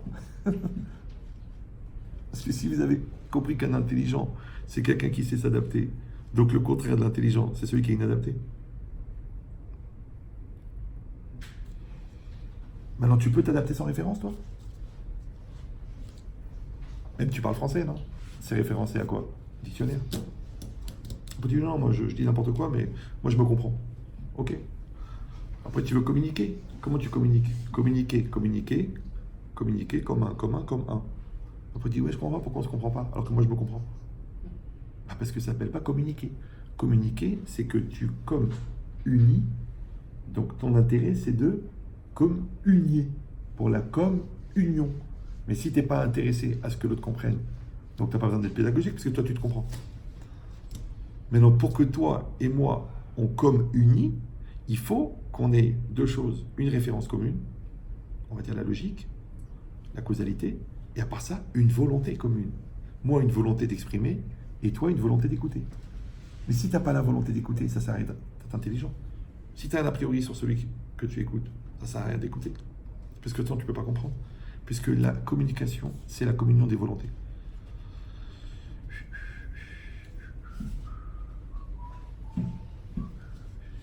Et la volonté, c'est le moteur de l'existence. Et c'est aussi le moteur de la communication. C'est-à-dire que quand tu parles, en vérité, oui, tu fais du bruit avec la bouche. Vous m'entendez parler là? Mais le bruit que vous entendez, c'est la résonance du son dans ma boîte vocale. Ma boîte vocale, c'est ma bouche, mes dents et ma langue. Mais ça a la résonance de quoi? Du souffle. Le souffle, c'est quoi? C'est la neshima en hébreu. La neshima, c'est le même mot que la neshama. Maintenant, c'est quoi le son de la voix? c'est la vibration produite par le frottement du souffle sur les cordes vocales. C'est pour ça que les gens qui ont un cancer des cordes vocales, ils ne peuvent plus parler. Maintenant, pourquoi est-ce que j'ai besoin du souffle pour parler? Parce que le souffle, c'est la représentativité physique de la vie. Tant que quelqu'un respire, on sait qu'il est vivant. Pourquoi on fait pleurer un bébé quand il est né? Parce qu'il est tunisien. Non, c'est parce que on veut lui expliquer, on veut vérifier qu'il respire. Comment quelqu'un meurt? Dernier souffle. Donc le souffle, c'est la représentativité de la vie. Ok. Mais pourquoi le mot Neshima et le mot Neshama, c'est le même? Parce que le souffle, c'est aussi la preuve que la Neshama est dans le corps. C'est quand quelqu'un meurt, la Neshama le quitte. Quand la Neshama le quitte, la Neshima aussi le quitte. Donc quelqu'un qui ne respire plus, il est mort. Maintenant, la volonté vient de l'âme. C'est un peu long à expliquer, mais c'est écrit comme ça dans les textes. Or, si la volonté vient de l'âme et que le souffle, il est la représentativité de l'âme, donc la maîtrise du souffle donne la maîtrise de la volonté. C'est transitif. Ça va? C'est pour ça que les managers, on leur apprend à respirer. C'est pour ça que les femmes qui accouchent, on leur apprend à respirer. C'est pour ça que les sportifs, on leur apprend à respirer. Parce que la maîtrise du souffle et la maîtrise de la respiration, c'est la même chose. Même la maîtrise de la douleur. Pourquoi est-ce que quelqu'un, par exemple, quand vous avez un choc, vous avez une peur, qu'est-ce qu'on vous dit? Respire à fond. Pourquoi? Parce que la peur, c'est la panique. D'où elle vient la panique? Parce que tu perds pied. Pourquoi tu perds pied? Parce que tu n'arrives pas à réfléchir. Pourquoi tu n'arrives pas à réfléchir? À cause de la peur? Non. Parce que la peur, inconsciemment, elle te met en apnée. Comme tu es en apnée, tu arrêtes de respirer. Comme tu ne respires pas, ton cerveau n'est pas oxygéné. Et quand le cerveau n'est pas oxygéné, il panique. Moi, je sais que c'est un peu réducteur, mais vous pouvez compliquer ça, ça ne sera pas moins vrai. Donc si c'est ça. Donc la respiration, ouais, elle donne la concentration, elle donne la volonté, et elle donne la parole. Parce qu'en parlant, tu exprimes un souffle.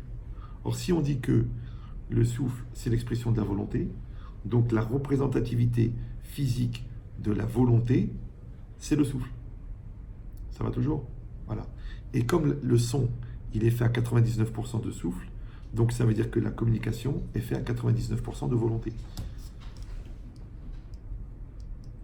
Donc la communication, c'est la communion de deux volontés. La volonté d'exprimer, la volonté d'écouter. C'est pour ça que les gens qui s'écoutent sont les gens qui s'entendent.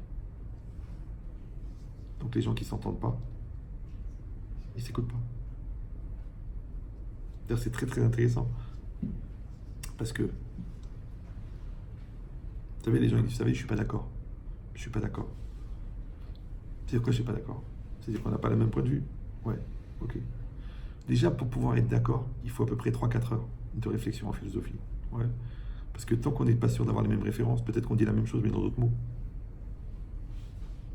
Donc comment tu peux dire à quelqu'un je suis pas d'accord?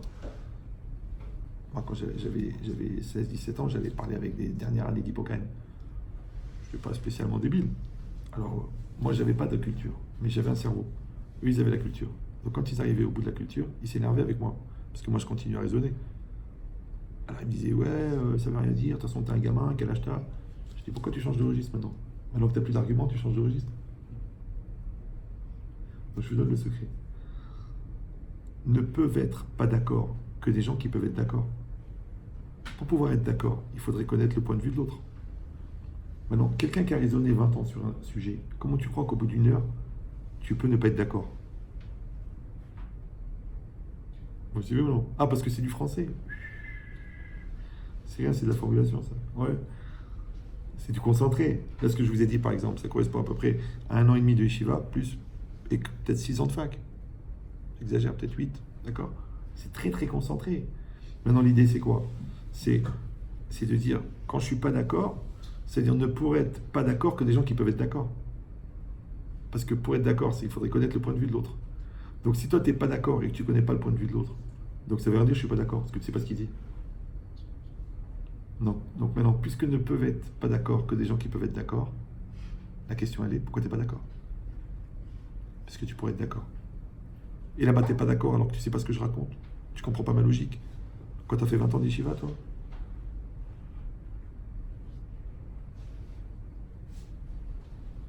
Donc c'est ça l'idée. L'idée, c'est qu'on fait un parcours intellectuel. Ce parcours, c'est un discours. Dans ce discours, chacun y voit Vous savez, c'est quand vous faites passer un train, au ralenti, chacun il a vu certains personnages dans le train.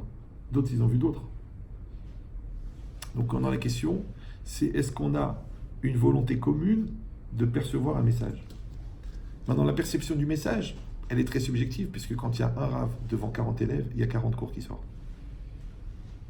Parce que le médecin, il entend différemment, le philosophe, il entend différemment, le croyant, il entend différemment, le névrosé, il entend différemment, le rigolo, il entend différemment, le brel, il entend différemment. Chacun, il entend autre chose. Alors, comment c'est possible que le temple, le Beth Amikdash, il donnait cette unité? Que chacun y venait, il sortait plus croyant, plus fort, plus affirmatif. Et tout ça, c'est remplacé par la DA. Donc ça veut dire que quand quelqu'un,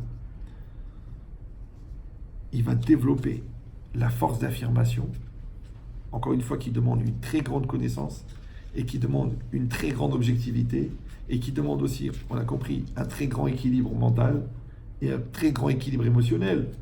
Parce que combien de scientifiques qui savent qu'ils ont tort, mais comme ils ont un ego démesuré, ils n'arrivent pas à le reconnaître. Tu dis, moi je comprends pas, t'es soi-disant, t'es dans la recherche de la vérité.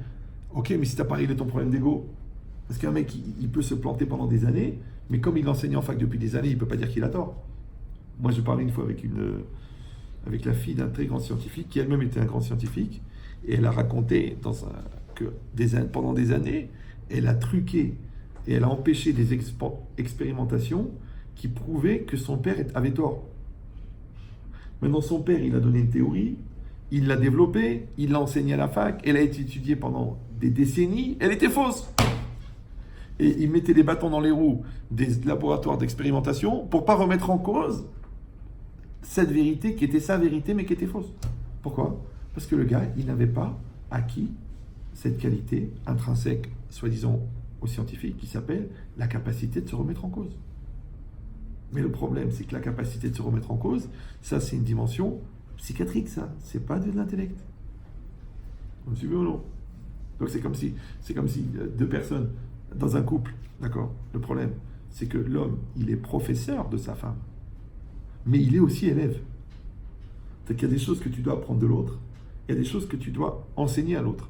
Et la femme, elle est élève et professeur. Le problème, c'est que comme il y a des sentiments au milieu, et qu'il y a des émotions au milieu, et qu'il y a de l'orgueil au milieu, donc c'est très difficile, parce que les qualités pour être enseignant et les qualités pour être élève ne sont pas les mêmes. Parce que là, il faut que tu aies la clarté de l'enseignement, et là, il faut que tu aies la modestie d'écouter. Comment tu vas faire pour gérer les deux?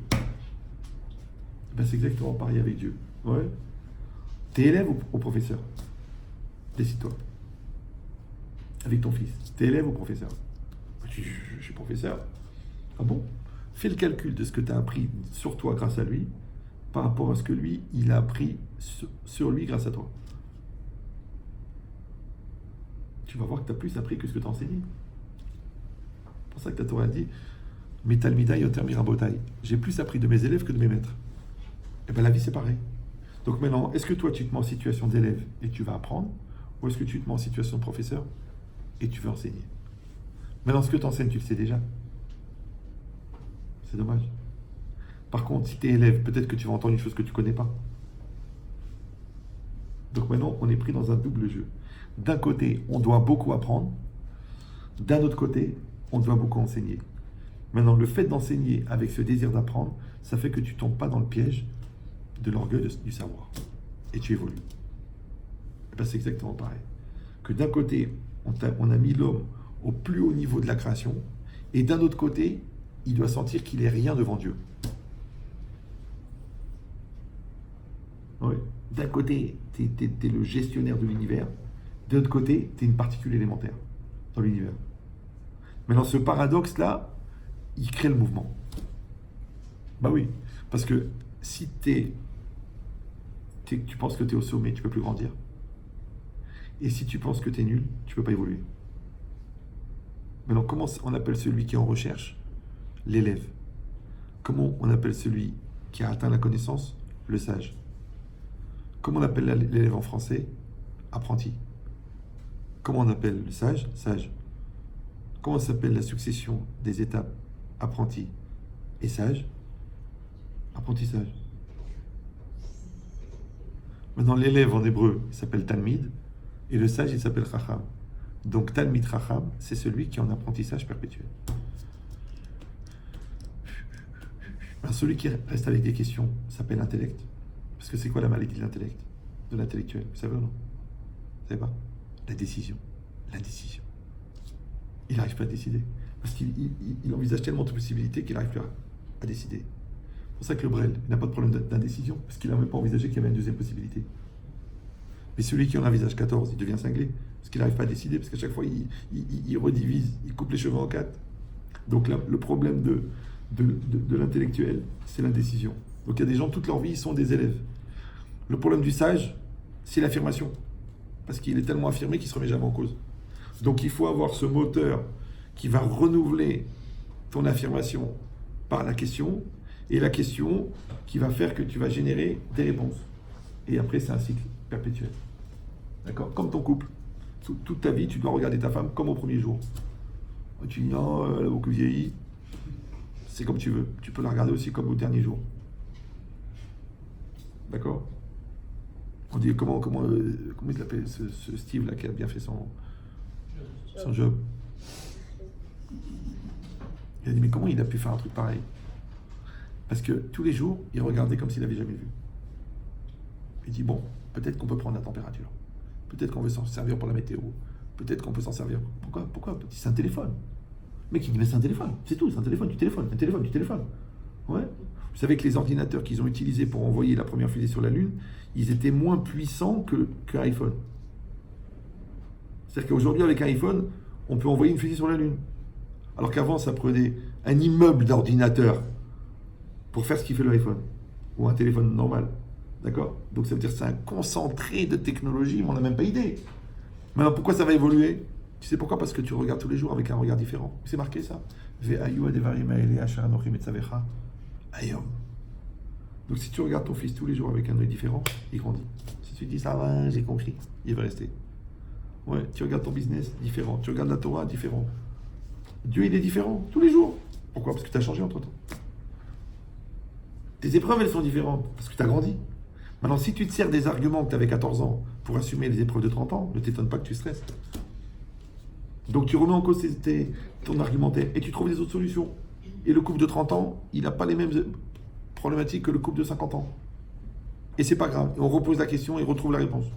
Et tu vas dire non, écoute, à l'époque ça marchait bien, je sais pas pourquoi est-ce qu'on est obligé de se remettre en cause. Mais on va mourir. On va mourir, vous savez ça. Et quand on est mort, on ne se remet plus en cause. Ça s'appelle ça le repos éternel. C'est des endroits comme ça où c'est marqué partout. Ici repose, ici repose, ici repose. Lui aussi, il s'y repose. Mais avant de mourir, il ne faut pas se reposer. Oui, et le contraire du repos, c'est le mouvement. La preuve, c'est que vous voyez bien que les cercueils ne se baladent pas. Donc le jour où tu t'arrêtes, c'est que tu es mort. Et bien bizarrement, vous trouvez des jeunes de 20 ans qui sont blasés parce qu'ils ont fait 150 000 à la PlayStation. Oui, et des gens de 85 ans qui relancent une nouvelle association parce qu'ils veulent trouver une solution pour des enfants du Bangladesh qui n'ont pas d'école. Tu dis, je ne comprends pas lequel qui est vieux, lequel qui est jeune. Donc celui qui est en mouvement, il est jeune. D'ailleurs, c'est comme ça qu'on mesure la jeunesse. C'est l'élasticité du mouvement neuronal. Ouais. Par contre, celui qui a les neurones bloqués, ce qu'on appelle un kéblo d'ailleurs, ouais, il est vieux. Maintenant, dans ton rapport avec Dieu, aussi, ça doit évoluer. Comment tu fais évoluer? Ouais, pas parce que tu deviens libéral et copernical. Non, parce que tu étudies la Torah. Maintenant, tu lis la Torah à 14 ans, tu as une compréhension. Tu l'as relis à 30 ans, tu as une autre lecture. Tu l'as relis à 50 ans, tu as une autre lecture. Moi, par exemple, j'ai eu la chance de ne pas faire d'études. D'accord? Bah oui, parce qu'il faut apprendre ce qui est vrai, ce qui est faux, après il faut faire le tri. Donc dans la Torah, tu apprends que ce qui est vrai. Maintenant, moi, je donne des cours devant des gens qui ont fait 21 ans de médecine, ils ont 14 ans de physique et 19 ans de génétique. Et le gars, il me dit, mais écoutez, mais quel âge avez-vous? Je dis, j'ai 3500 ans. Parce qu'on a des textes. Ils sont très très vieux, puisqu'ils existaient avant la création du monde. D'un autre côté, ils ne subissent pas le temps, puisque quand Dieu a créé le monde, il a créé le temps. Et la Torah existait avant que le temps existe. Donc la Torah ne peut pas être dépassée par le temps. C'est QFD. Ce que fait Dieu. D'accord? Non, j'ai 22 000 blagues d'avance, c'est même pas la peine d'essayer d'anticiper la prochaine. Ouais. Donc c'est quoi l'idée? L'idée, c'est que une personne, elle va utiliser, il faut faire ce travail, il faut utiliser la Torah, ouais, pour grandir. Il faut utiliser la Torah pour réfléchir. Il faut utiliser la Torah pour construire son couple. Il faut utiliser la Torah pour comprendre la nature. Vous savez que la faculté de Montpellier, vous avez déjà été à la faculté de Montpellier de médecine? Non? Ouais, sortez un petit peu. Ouvrez vos yeux, toujours la yeshiva, la yeshiva. Quand vous rentrez à la faculté de médecine de Montpellier, c'est très intéressant. À l'entrée, il y a la statue du Ramban, Nachmanide, un rabbin. C'est bizarre, non? Et c'est la seule faculté dont le diplôme est reconnu aux États-Unis sans équivalence. Pourquoi? Parce que c'était la première faculté de médecine d'Europe au Moyen-Âge. Et cette faculté, elle était spéciale, c'est que pour écouter les cours, il fallait comprendre l'hébreu, parce que c'était des rabbins qui enseignaient.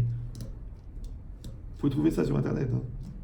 Tu peux m'expliquer pourquoi c'est des rabbins qui enseignaient sur l'anatomie humaine, alors que nous n'avons pas le droit à l'autopsie? On peut même pas disséquer. Comment ils savaient?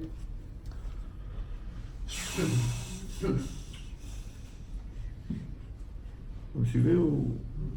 Parce que c'est marqué Sod Hachem Lireav. Le secret de Dieu est à ceux qui le craignent. Maintenant, quand tu prends un Sefer, un livre qui s'appelle Da'at HaKdusha du Ramban, et que le Da'at HaKdusha du Ramban, il t'explique que la semence de l'homme, elle est faite de la même nature que le sang, et que le sang, il est fait d'éléments extrêmement petits, et que chacun d'entre eux contient toutes les caractéristiques de tous les membres de la personne porteuse de ce sang, ce qu'on appelle l'ADN, en 1114, avant le microscope, avant l'analyse de sang, avant même la notion de cellule. Oui, comment ils savaient? Parce qu'il y a deux manières de connaître. Soit l'observation, c'est la science, soit la connaissance.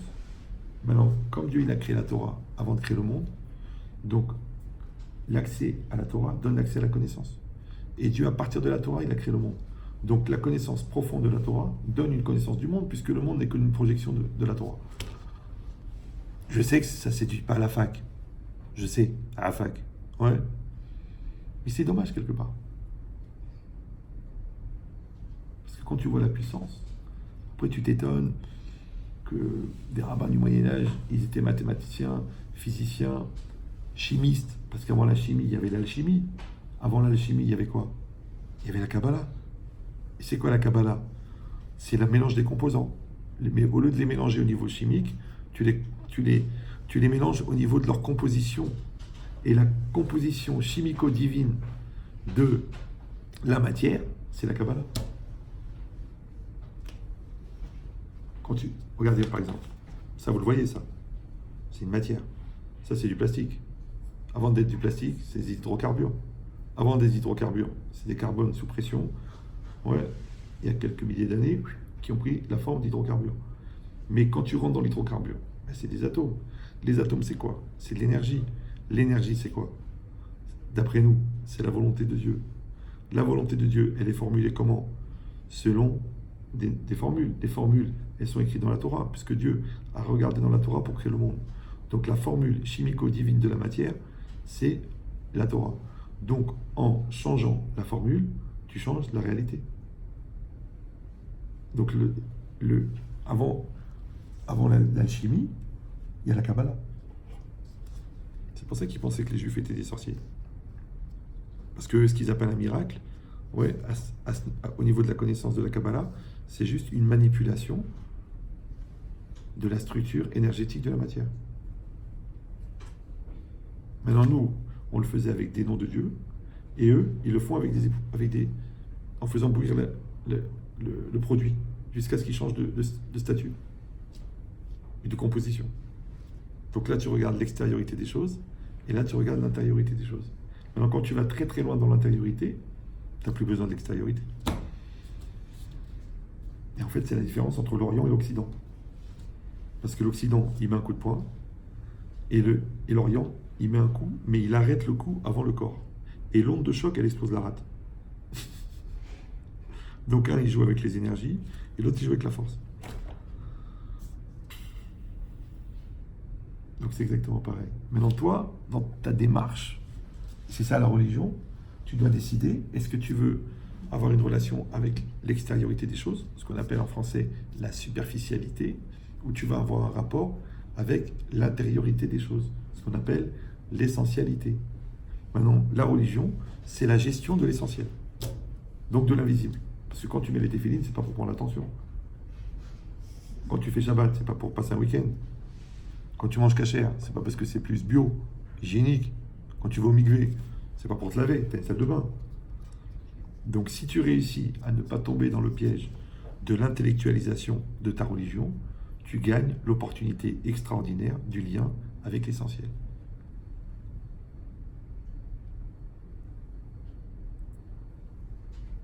Ce qu'on appelle l'ADA. Mais encore une fois, pour rentrer dans l'ADA, il faut sortir du doute. Alors le doute dans l'ignorance, il se gère par la connaissance. Le doute en soi, il se gère par la confiance en soi. Le doute en l'autre, il se gère par la confiance en l'autre. Le doute dans l'avenir, il se gère par l'espoir. Oui. Donc à chaque fois que tu vas décider, l'antidote que tu vas utiliser pour tous les types de poisons. Maintenant, les béné Israël,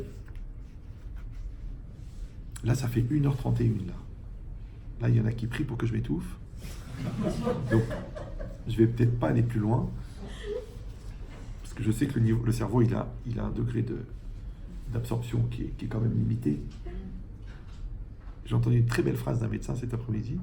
Il m'a dit, le foie, c'est comme un entonnoir. Si tu verses trop vite, ça déborde sur le reste. Donc, tous les problèmes qu'on a dans le corps, ils viennent parce qu'on mange trop. Donc, le foie ne peut pas absorber, du coup, ça part dans les hanches. Ça part dans le sang, ça part dans les problèmes. Là, c'est exactement pareil. Moi, j'ai énormément à transmettre. Mais je sais que les gens, au bout d'une heure et quart, ils bug à l'intérieur. Ouais. Déjà que la pensée Menchetrital, elle est compliquée. Donc déjà, vous avez fait l'effort de rester concentré sans m'insulter, sans me jeter de chaussures. C'est énorme. Ouais. Mais je voulais quand même vous dire ça.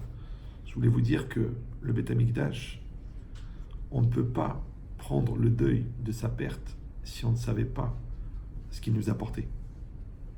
C'est comme quelqu'un qui n'a jamais parlé à son père et on vient lui dire, ton père il est mort. Oh, mais mon père. Je sais pas, il t'a conçu, il s'est barré. Il a vécu en Tchécoslovaquie, toi t'as grandi à Miami. Tu peux pas prendre le deuil de quelqu'un que t'as jamais connu. Or, tout le principe du deuil, c'est le sentiment de perte.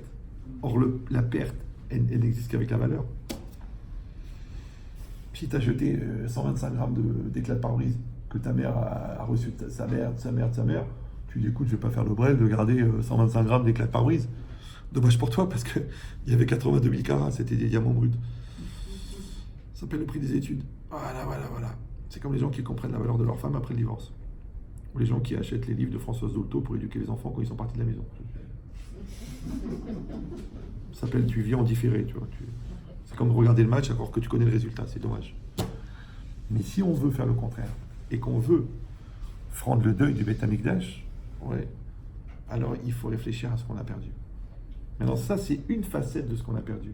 On a perdu l'affirmation, on a perdu l'objectivité, parce que c'est ça, tout le monde parle de vérité, tout ça, mais il n'y a pas de vérité puisque la vérité elle est relative. Maintenant, la seule manière d'avoir une dimension objective, parce que qu'est-ce qui est objectif en nous, vous le savez ou non? Oui, non? Non? La Neshama. La Neshama est objective. Le corps, lui, c'est de la viande. Plus ou moins bien organisé selon le niveau de surcharge pondérale. La réalité, c'est une lecture propre à chacun. Parce que chacun, il a un logiciel de lecture, chacun, il a une lecture différente. Donc ça ne veut rien dire. C'est pour ça que quand tu mets 4 personnes dans une situation, il y a 4 situations. Et si même la personne elle est bipolaire, ça fait 8.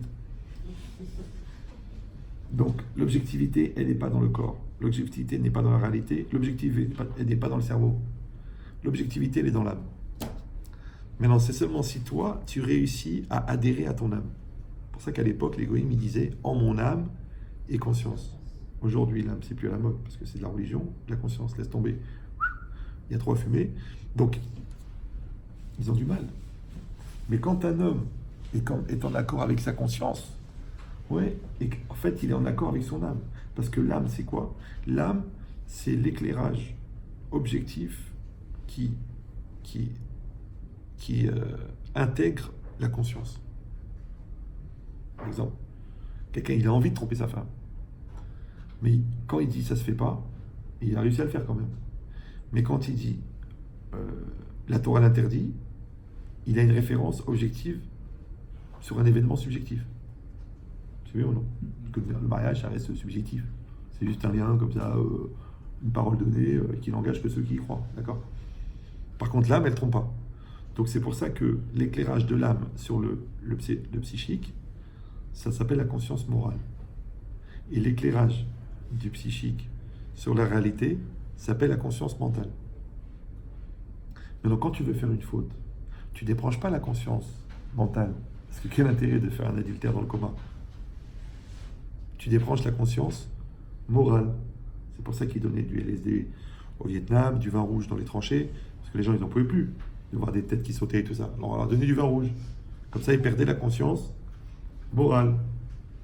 C'est pour ça que quand tu veux faire une bêtise avec une femme, tu lui dis, on boit un verre. Ça s'appelle le verre du condamné. Genre le cerveau, il ne marche plus, on peut se servir du corps.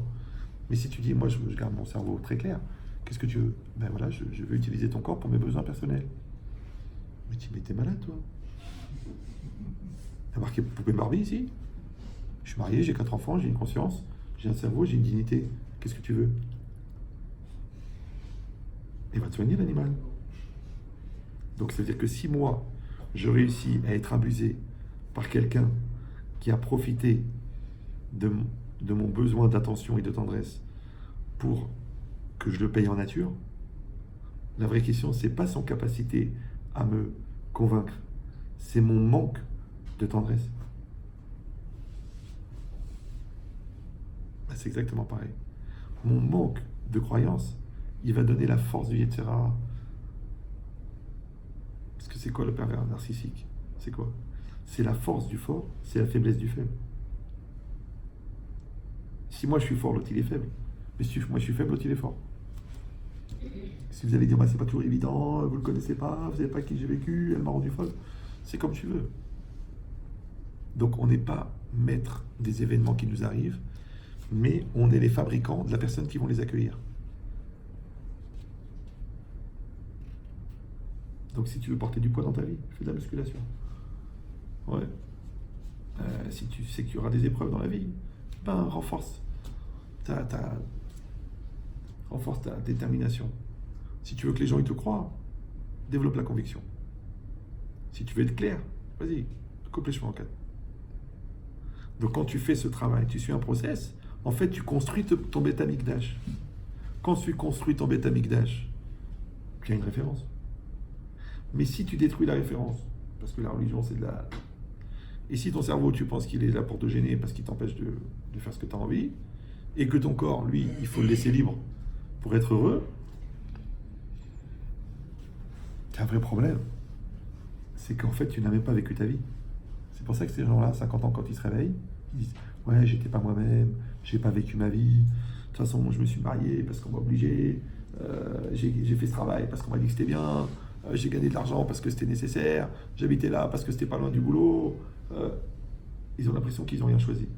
Mais personne ne les a empêchés de choisir. Or, le choix n'existe qu'avec la capacité à s'en donner les moyens. Donc, quand tu t'es pas donné les moyens de choisir, c'est toi qui as décidé de ne pas choisir. C'est pour ça que la Torah, elle ne renoncera jamais au libre arbitre. Maintenant, le libre arbitre, c'est pas faire n'importe quoi. Le libre arbitre, c'est de se donner les capacités de faire le choix. Maintenant, quand moi, je me donne pas les capacités de faire le choix, donc c'est mes pulsions qui vont faire les choix, c'est mes névroses qui vont faire le choix, c'est l'Yetzer qui va faire le choix. Et ça s'appelle un non-choix. Et le non-choix gère le stress. La preuve, les non-choix, on les met dans les boîtes avec de l'huile. Ça s'appelle des boîtes de de non-choix. Ça a pris 1h30. 1h30 pour qu'il se débloque celui-là. Ouais. Donc c'est quoi l'idée? C'est l'usure. Ah, mais c'est ça. On appelle le papier de verre. Le papier de verre, on m'appelle. Ah, mais j'aurais pu parler toute la nuit. Hein. Tant que tu n'aurais pas rigolé, j'aurais pas continué. J'aurais pas arrêté. Voilà, c'est fait. Tout le monde est content. En plus, c'est en direct. À mon avis, il y a une très très mauvaise connexion parce qu'il y a 4 personnes branchées là. En moyenne, entre 1500 et 3000. Donc, à mon avis, les pauvres, ils doivent être en train de m'insulter sur Facebook que la connexion est mauvaise. Donc c'est quoi l'idée? Et je finis avec ça. C'est que dimanche, on va jeûner sur la perte du Beth Amikdash. À notre niveau, à nous, c'est très difficile de s'imaginer les corbanotes et les encens et le Kohen Gadol et les Lévi'im, et que même si on arrive à se l'imaginer, de s'imaginer que ça peut nous manquer, vu qu'on a les Pink Floyd, d'accord? Donc, il faut trouver un espace de sensibilité. Vous suivez ou non? Alors, je termine avec une anecdote qui peut arriver toutes les années, d'ailleurs, même les années qui ne sont pas doctes. Une fois, j'étais dans un hôtel et je donnais des cours. C'est un truc que je fais régulièrement. Et c'était la veille de Tisha B'Av. Et puis, un gars, je commence à expliquer le Beth Amikdash, la perte du Beth Amikdash et tout. Puis là, il vient me dire, écoutez, Rav Chetri, ça fait 2000 ans. La vérité, comment voulez-vous qu'on soit sensible? On a beau dire, bon, on va s'asseoir par terre, on va pas manger de viande, on va pas manger, on va jeûner, on va truquer, on va faire les keynotes et tout. Bon, mais bon, franchement, on ressent rien. Je dis, écoutez, vous savez, si vous ne donnez pas les moyens d'être sensible, le bon Dieu, il vous envoie les moyens de vous sensibiliser. Ça, faut pas trop demander, genre, je voudrais être sensible. Vous suivez ou non? Voilà. Le lendemain matin, on vient pour la prière. On s'assoit. Il y a un gars qui arrive affolé. Vous avez entendu, qu'est-ce qui s'est passé? Oh, il y a une maman, une femme de 9 enfants religieuse, qui était dépressive. Elle s'est suicidée cette nuit. Une maman, 9 enfants suicidés.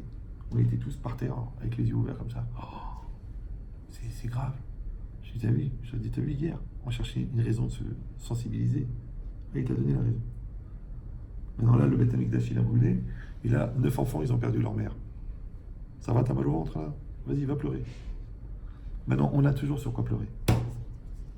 Ouais, tu peux pleurer du dialogue que tu n'as pas eu avec tes parents, tu peux pleurer des erreurs que tu as fait avec tes enfants, tu peux pleurer de tout ce que tu aurais voulu dire mais que tu n'as pas dit, tu peux pleurer de tout ce que tu aurais voulu faire et que tu n'as pas fait, tu peux pleurer sur toutes les bêtises que tu as fait, que tu es en train de payer jusqu'à aujourd'hui.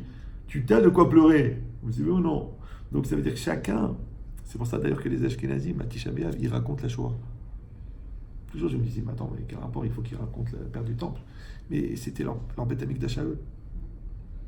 L'autre, il va peut-être raconter comment ils ont quitté l'Algérie, une main devant, une main derrière.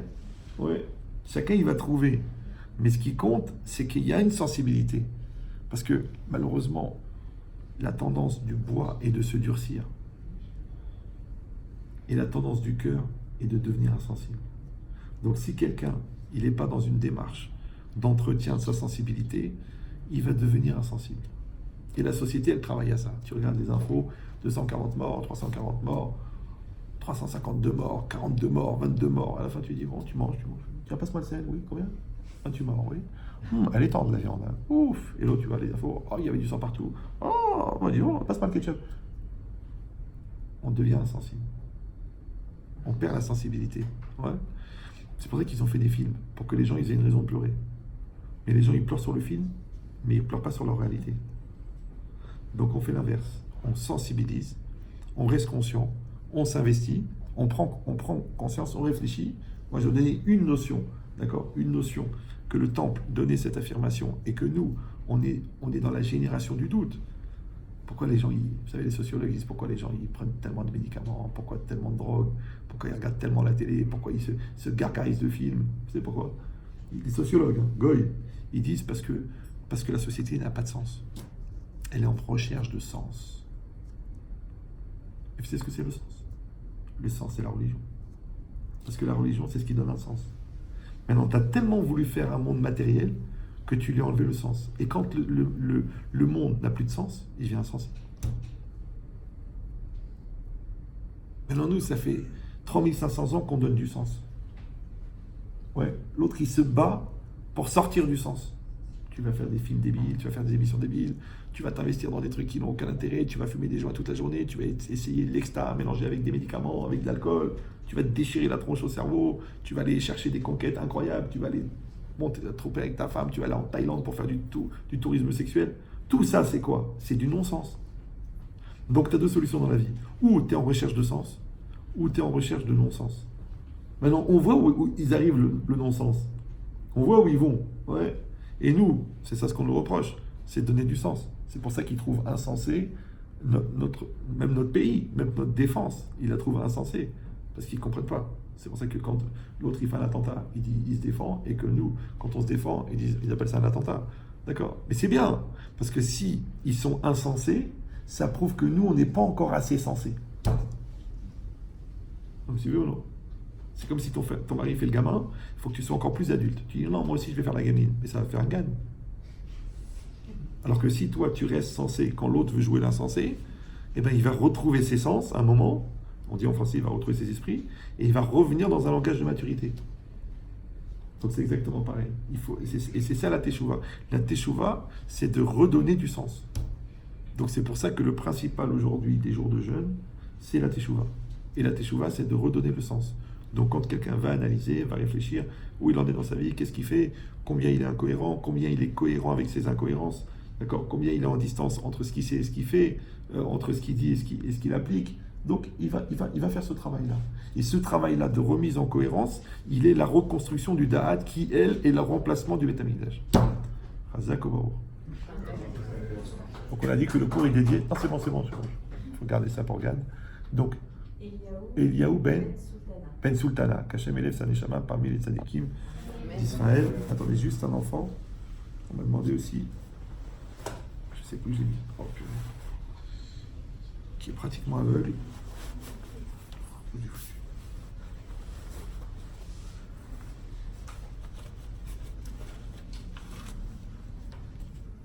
Voilà. Donc on m'a demandé, vous attachez, il faut un miracle.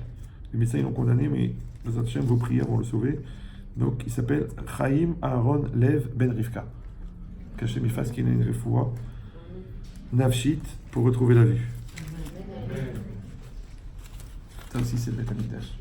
C'est un enfant qui a perdu la vue parce que quelqu'un l'a secoué trop fort. Et l'effet neurologique, il n'a pas de problème aux yeux, mais au niveau du cerveau, ça fait un dérèglement. Regarde ce qui se passe quand tu secoues un gosse. Chaz et shalom. D'accord? Voilà. C'est bon?